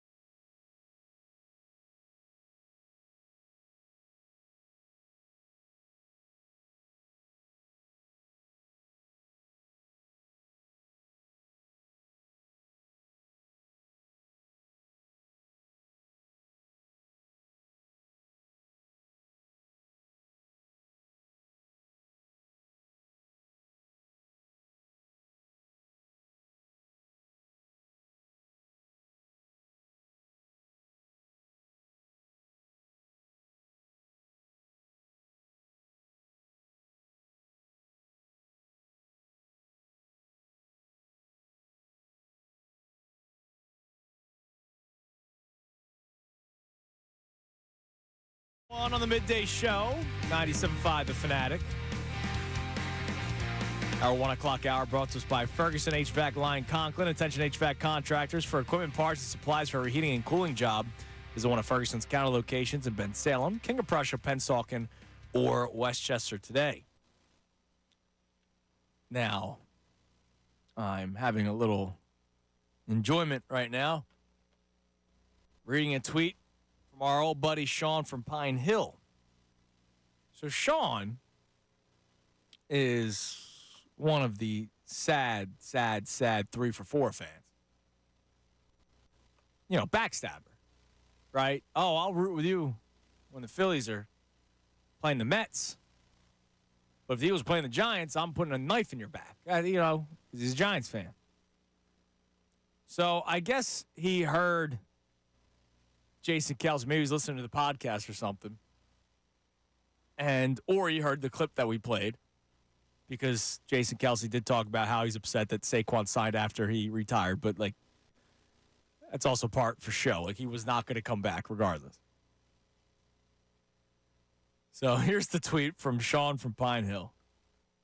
At Jason Kelsey, you're upset because Saquon won't be touching your tush. Howie is a moron. Defense is garbage. Looks like Sean's handling things well. You know, Giants fan who probably has like 3 different Barkley jerseys in his house. And now all of a sudden Howie's a moron. A little jealousy. Yeah, I would think so. The defense will be improved. It already has been so far with Bryce Huff and Chauncey Gardner-Johnson, and they're not done yet. That will continue to get better. So, you know, he's in his feelings right now, and I think that's just great because I hate the Giants. I think it's comical. And the defense will get better. That's what I'll just keep on saying. It's gonna get better. They're not done yet. They aren't. All right. So here's what we got on the table to close out the show today. Final segment. Best show ever coming your way at 2 o'clock. Just saw Tyrone, by the way. Tyrone back from seeing his nephew. So Tyrone back in the saddle with Ricky Batalico and one Jen Scordo. So you got them coming your way at 2 o'clock during the best show ever. But to close out the show, the topics that we have on hand. Are you feeling better for those of you that were worried about the Saquon signing and wondering, oh, my God, but the defense. They got Chauncey Gardner-Johnson, and there's a billion reports that they're going to probably get another safety and that they're still going to go after running back, probably or linebacker, probably via trade somewhere. Chauncey Gardner-Johnson, I'm sure you're celebrating that he's back. Also, when it comes to the Saquon front, there were a lot of people that wanted Patrick Queen. So we have a poll running. Now that we know the terms, are you still celebrating the Saquon signing, or would you have rather had the Eagles sign Patrick Queen? 80% pro Saquon, Tom. 80% are pro Saquon, which is great. It's a big number. It's great. I'm just surprised because there was more of an outcry that they signed Saquon and that they hadn't improved the defense yet. And then you get the numbers and you see that it's very similar. And yet people are still pro Saquon, which I'm pro Saquon. I'm just surprised that it's 80-20. Like, that's a vast majority. Maybe nobody wants to be a buzzkill at this point. I think that has a little bit to do with it. Because I think a lot of people felt that people were buzzkills yesterday. Yeah. Like, yesterday was like 4 hours of me trying to calm people down. The CJ-GJ changed people's opinion a lot. Because, like, I think if CJ-GJ was not signed yet and it was just Bryce Huff, Saquon Barkley, and a couple mid-tier signings, right? Devontae Parker, Zach Bond, whatever. Right. I think that number probably goes down a little bit. Because they did something to address the defense, I do think that's a huge part of it. I do. And the other thing that we were debating was, where am I at here? Fields, thank you. We just opened that one up. Got you, buddy. Justin Fields. It's just getting more smoke. There was another report yesterday after the show that he could come to, well, not specifically Philadelphia, would be a backup, but it all started with Fields to Philadelphia. I'm totally against it because I'm not risking a potential meltdown for Jalen Hurts, right? Everyone says he's built different. He's not Wentz. He's not the same. He won't have that same issue, blah, blah, blah. He loves competition. Let's push him, blah, blah, blah. dude, competition or not, there is no excuse for him this year. None. You know, he could have the coziest job in the world. If he does not play well with Saquon and A.J. Brown, Devontae Smith, Dallas Goedert, there are no excuses. I'm going to say this right now. I better not hear a single Eagles fan give me the whole, well, hold on, it's his fifth system in 6 years or whatever. You will. You will. I know I will, but I don't want to hear it. Call somebody else and say that. So I don't want to hear it. I will say this. There is allowed to be growing pains. Early on in the season with all these new pieces, with the new running back, with a brand new offensive coach, with a new offensive mind, because who knows how much of Sirianni's scheme he's going to, bring along in this upcoming offense. There's allowed to be growing pains. I'll give you 4 weeks because they don't do preseason anymore. That's fine. But that's all I want to hear. So as much as I don't want to hear, same with you, I don't want to hear people giving excuses. I don't want to also hear that the world is on fire 2 weeks into a season when they're just getting back from Brazil. So I'll give it time, but it's only, look, if we're 6-7 weeks into the season or even less, like you said, and we're still having issues, then the talks are going to start. I just don't need the Fields thing. I really don't. So climb in 610-632-0975. We only have 20 minutes left in the show, so the best caller the rest of the way will win a pair of tickets to the Sixers-Clippers game March 27th and the spot in Knockout. So all you got to do is call in and talk shop, and you'll be in the running. So some of the other signings. So ESPN graded out the top 50 signings in the NFL, and they gave Bryce Huff an A-, Chauncey Gardner-Johnson a B, and Saquon Barkley a C. And I read it. I do they do the blurbs, and Saquon gets a C because of the guaranteed money for aging running back and blah blah blah. His numbers are going down, and yet Derrick Henry gets an A-. Same exact stuff, except for the guaranteed money a little bit more for Saquon Barkley, but Derrick Henry, numbers going down, older than Saquon. He gets an A-. I don't get it, but whatever. It's their opinion. So I want to try to scroll through this to see some other players of other positions, right, in comparison to what the Eagles got. So Danielle Hunter, who goes to the Texans, they graded that signing a B+. Whereas Huff was an A-, and he did compare the two in the write-up. So, all right, they give more to the Eagles with an A-. Leonard Floyd to the Niners was a B. Patrick Queen, you want to guess what they gave Patrick Queen to Pittsburgh? The contract doesn't seem that big for a linebacker of Patrick Queen's standards, so I'll say a B+. They gave it a C+. Really? A C+. That seems wow. It's only 3 years. Yeah, only 3 years. Whatever. C+. Leonard Williams back to the Seahawks gets a C- on here. It's harsh grader. It's funny. It depends on the position too, right? So like Jacoby Brissett got an A. A signing for that Jacoby Brissett. Where'd he even go? Commanders? That where it was? No, he went back to the Patriots. That's right. Remember, he won a couple games there when Mariota went to the Commanders. Yes, Mariota went to the Commanders. So yeah, harsh graders. Chris Jones gets an A going back to the Chiefs, which that makes sense. Got a lot of money, but that makes sense. Now, okay, Austin Eckler to the Commanders gets a B. Now it's 2 years up to $11 million, which is barely any money. But he looked like he was just done last year. I've seen that clip now going on my Twitter feed multiple times in the past couple of days of Austin Eckler. Yeah. Of how slow he looked during that one run late in last season. It was bad, dude. Yeah, ugly. Now, this one for the Giants. They graded the trade. Both sides, New York and Carolina. For Brian Burns. Brian Burns. Giants get Burns and a 2024 fifth-round pick, which they graded out as an A. The Panthers getting a 2024 second-round pick, a fifth-round pick, and a 2025 fifth-round pick. They give him an F. Oh, boy.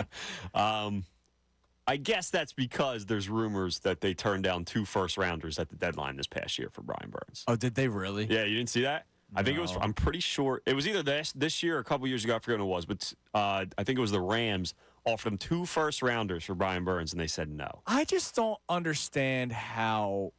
We talked about this yesterday with Derrick Henry. The Ravens tried trading for Derrick Henry last year, and Tennessee turned it down. Yeah, stupid. He wasn't coming back. Why?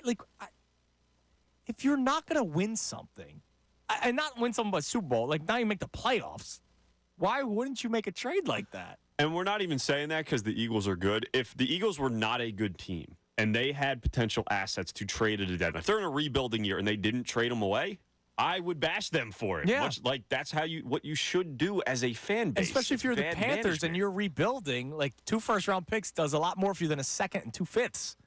So Luke Combs, country singer, put his team on blast. I saw.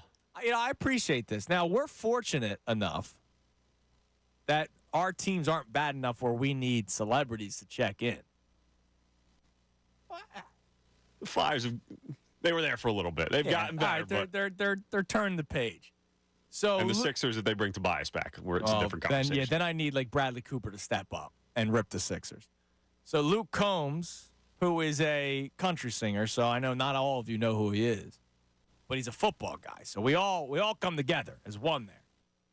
He tags the Panthers, says, "What are we doing? No first-round pick for McCaffrey a few years back, and now none for Burns. Are we just firebombing the whole team here or what?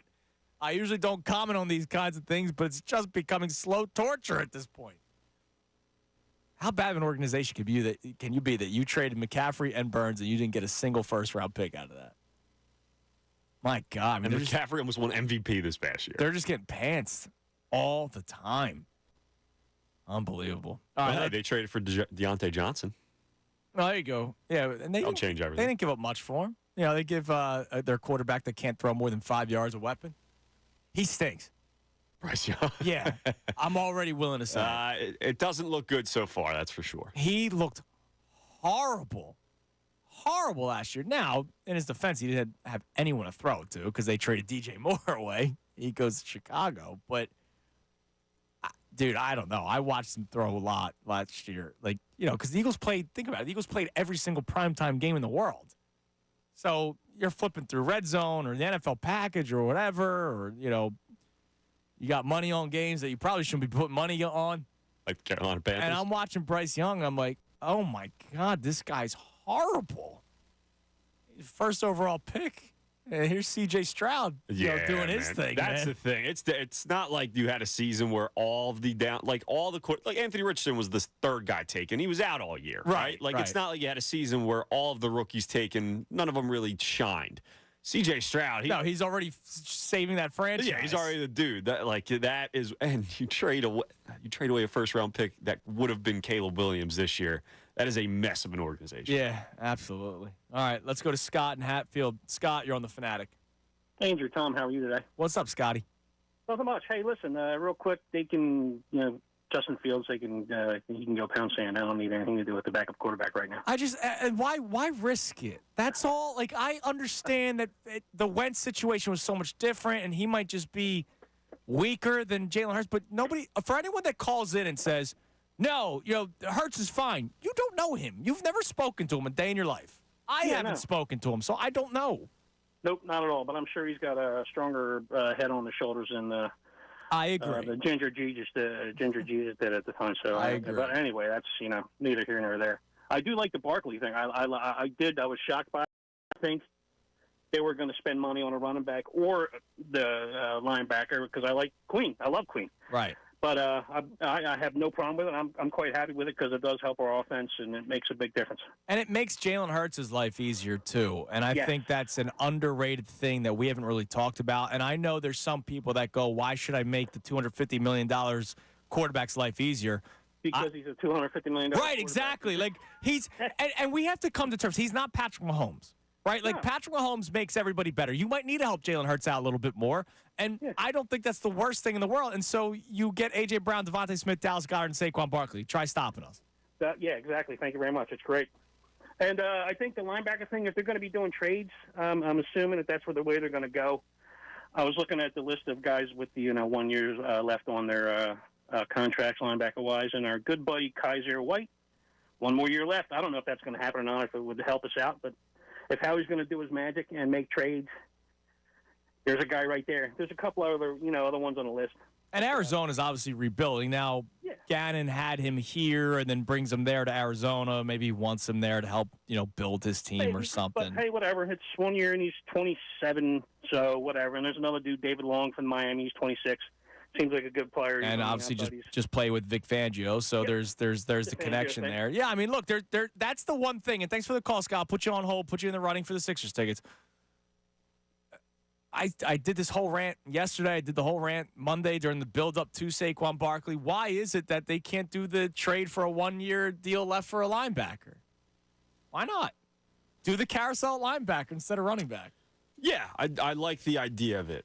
I'll be honest, and I hate to be a downer. Okay. I worry a little bit about because there's very few linebackers left on the market.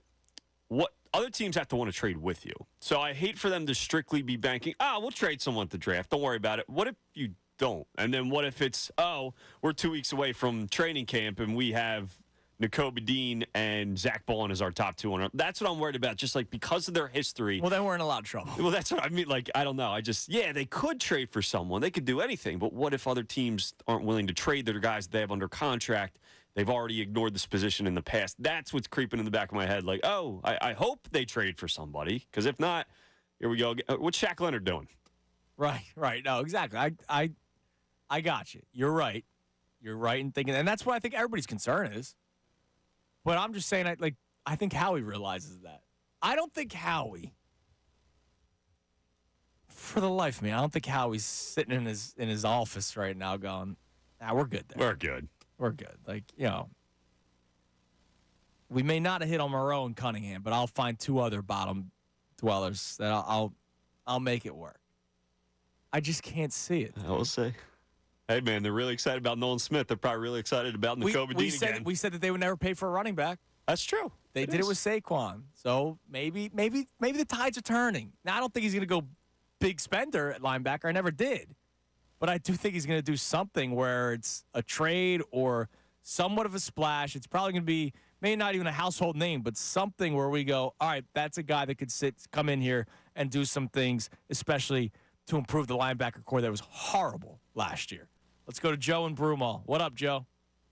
Hey, fellas, love the show. Just wanted to make a quick comment about Justin Fields. I agree that we don't know where Jalen Hurts' psyche may be in terms of having a backup behind him like Justin Fields. But I think for the greater good of the team, Hurts potentially, if he gets injured, Justin Fields is a similar athlete. I think he could probably run the offense similar to Jalen Hurts.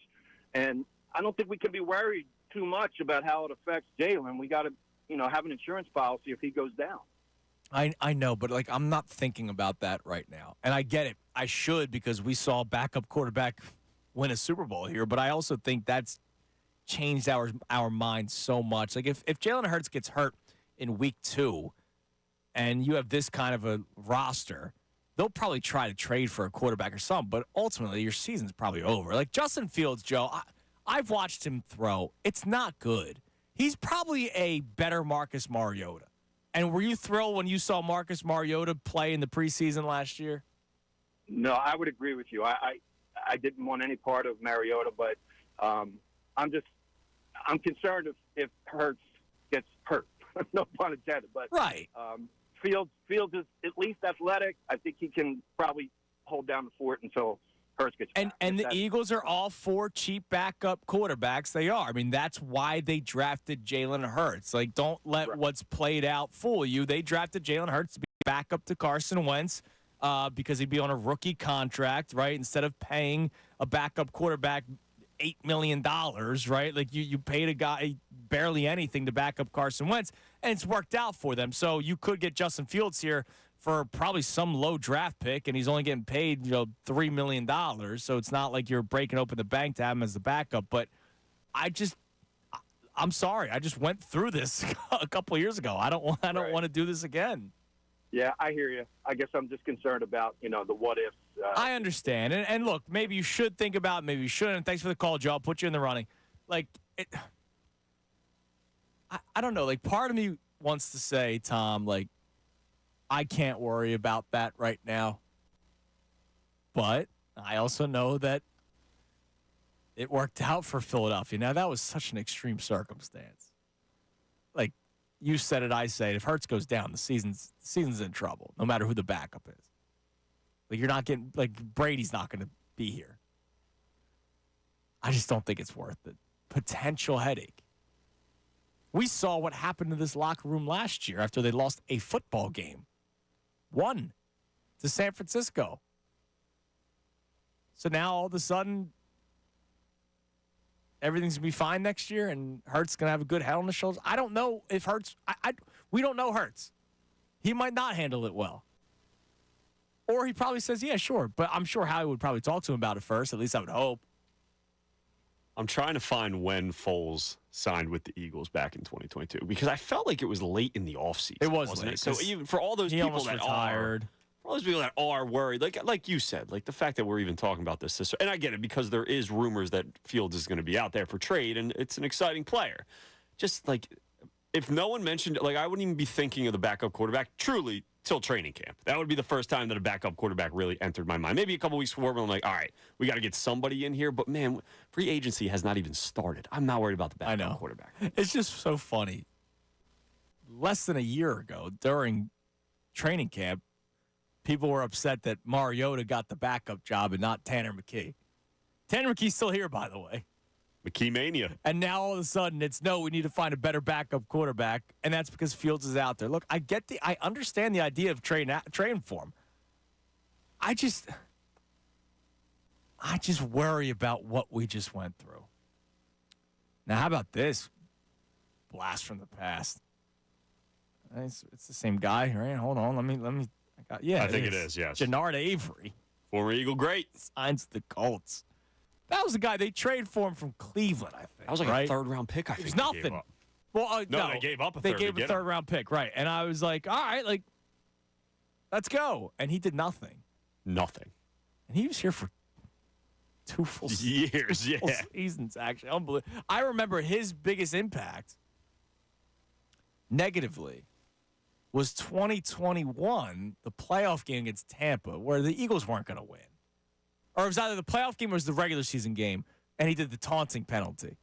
Okay. That was the year when was that him? The year the taunting penalty was being implemented was 2021, and it was a play on the sideline with Leonard Fournette. And it wasn't all that bad, but he was barking at him after he hit him out of bounds, and he got 15 yards. It changed the game. So there you go, Jannard Avery. Who's what's better? What's more allowed to happen? Tobias Harris mean mugging or Jannard Avery taunting after a hit? Jannard Avery taunting because NFL is a physical sport. Ah, okay. Right. Tobias Harris mean mugging when he drops 2 points in a basketball game is just not allowed. Let's go to Damon on the cell. What's up, Damon? Hello? Hey, Damon. How you doing? What's up, man? 2 things I want to talk about. One, I just want to talk about the moves that Howie is making and maybe potential player to trade for. So my biggest thing that I love about that I'm all in on, that I love about the moves that Howie is making, is not just the players, but the message that he's actually sending. So, when you add someone like Saquon, and some people are not liking it, some people, everybody's gonna like it when they see him monkey jumping over people and running for 60-yard touchdowns. Everybody's gonna love it. The thing I love about it the most is that Howie just letting the league know that this is not no rebuild. That what happened to us at the end of the season last year is not going to be who the Eagles are moving forward. That we're still in it to win it big. Like, they were 10-1 last year and fell to 11-6, right? You don't think he feels a certain type of way about that? And if you fix like the culture a little bit in the locker room, because clearly there was a culture shock. Like the team is still talented. He has to feel some kind of way, especially with this kind of fan base, and we're not going to be quiet about it. No, you're right. He's going to hear about it. And with the C.J. Gardner-Johnson is that the reason I love him so much is that you need a dog on the field. Yep. And sometimes it can just trickle down to the rest of the team. I guarantee you, what happened pregame versus the 49ers. Brother, I said it about an hour and a half ago. Oh, I didn't even hear you. No, it's cool. I said that there's a couple reasons why this signing's important. You needed a safety, number one. You needed a safety that can play all over the field in a Vic Fangio scheme, number two. And number three, what happened in that San Francisco 49ers game? does not happen with Chauncey Gardner-Johnson. True. And here's this trade out. There's a guy out there, I believe only 2 years left on his contract. And just tell me what you think about it. Especially since, Sweat's supposed to be on the trade block. But what do you guys think about Marshawn Lattimore? Who reconstructed his contract and opened up some more space. So, he's 27. Well, how are you going to do it? You're trying to trade Josh Sweat for him? Yes. Well, I don't know if they're going to do something like that. I mean, it's an interesting name just because let's see here. Let me think about that. I'll put you in the running for the Sixers tickets. Let's see here. So the Saints... He has a potential out next year on his contract. He's not making that much money. Which is why, especially a team like the Saints that's in, like, cap hell. Oh, $14 million cap hit this year, excuse me.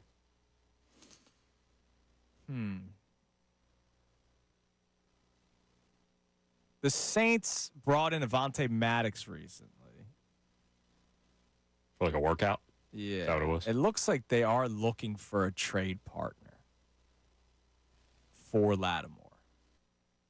The problem is, though, the cap hit for Slay is something. I don't know what it is, but it's not nothing. Right. James Bradbury gets cut. There's the dead cap hit there. Like, how much money are you willing to pay for your cornerback? Yeah, they might not be able to do it. Like, I think they have to go young at corner. Like, I think it's going to be Darius Slay one side.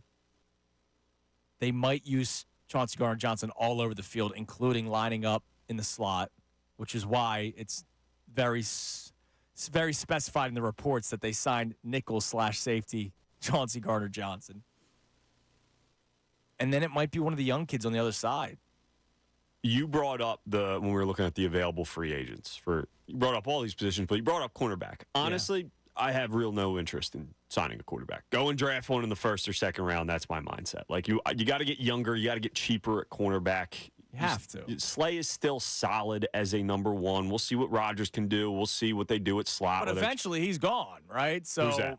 Slay. Like, eventually he's going to be gone. Like, you have to start figuring out the future. I'd rather draft one in the first or second round and hope that you find a guy who's going to be here for 4 or 5 years than go and trade big money for, like Lattimore's going to, he's 27 years old. He's going to want a new contract eventually if he's 27 years old. I don't know. Yeah, and look, if you got my ear and said he's going to say Patrick Surtain. Like, if he said Surtain, like, okay, like, say Sauce Gardner, that's different. Like, those type of guys are, yes. Right, like, these are can't miss at this point. 23 years old, too, both of those dudes. Yeah.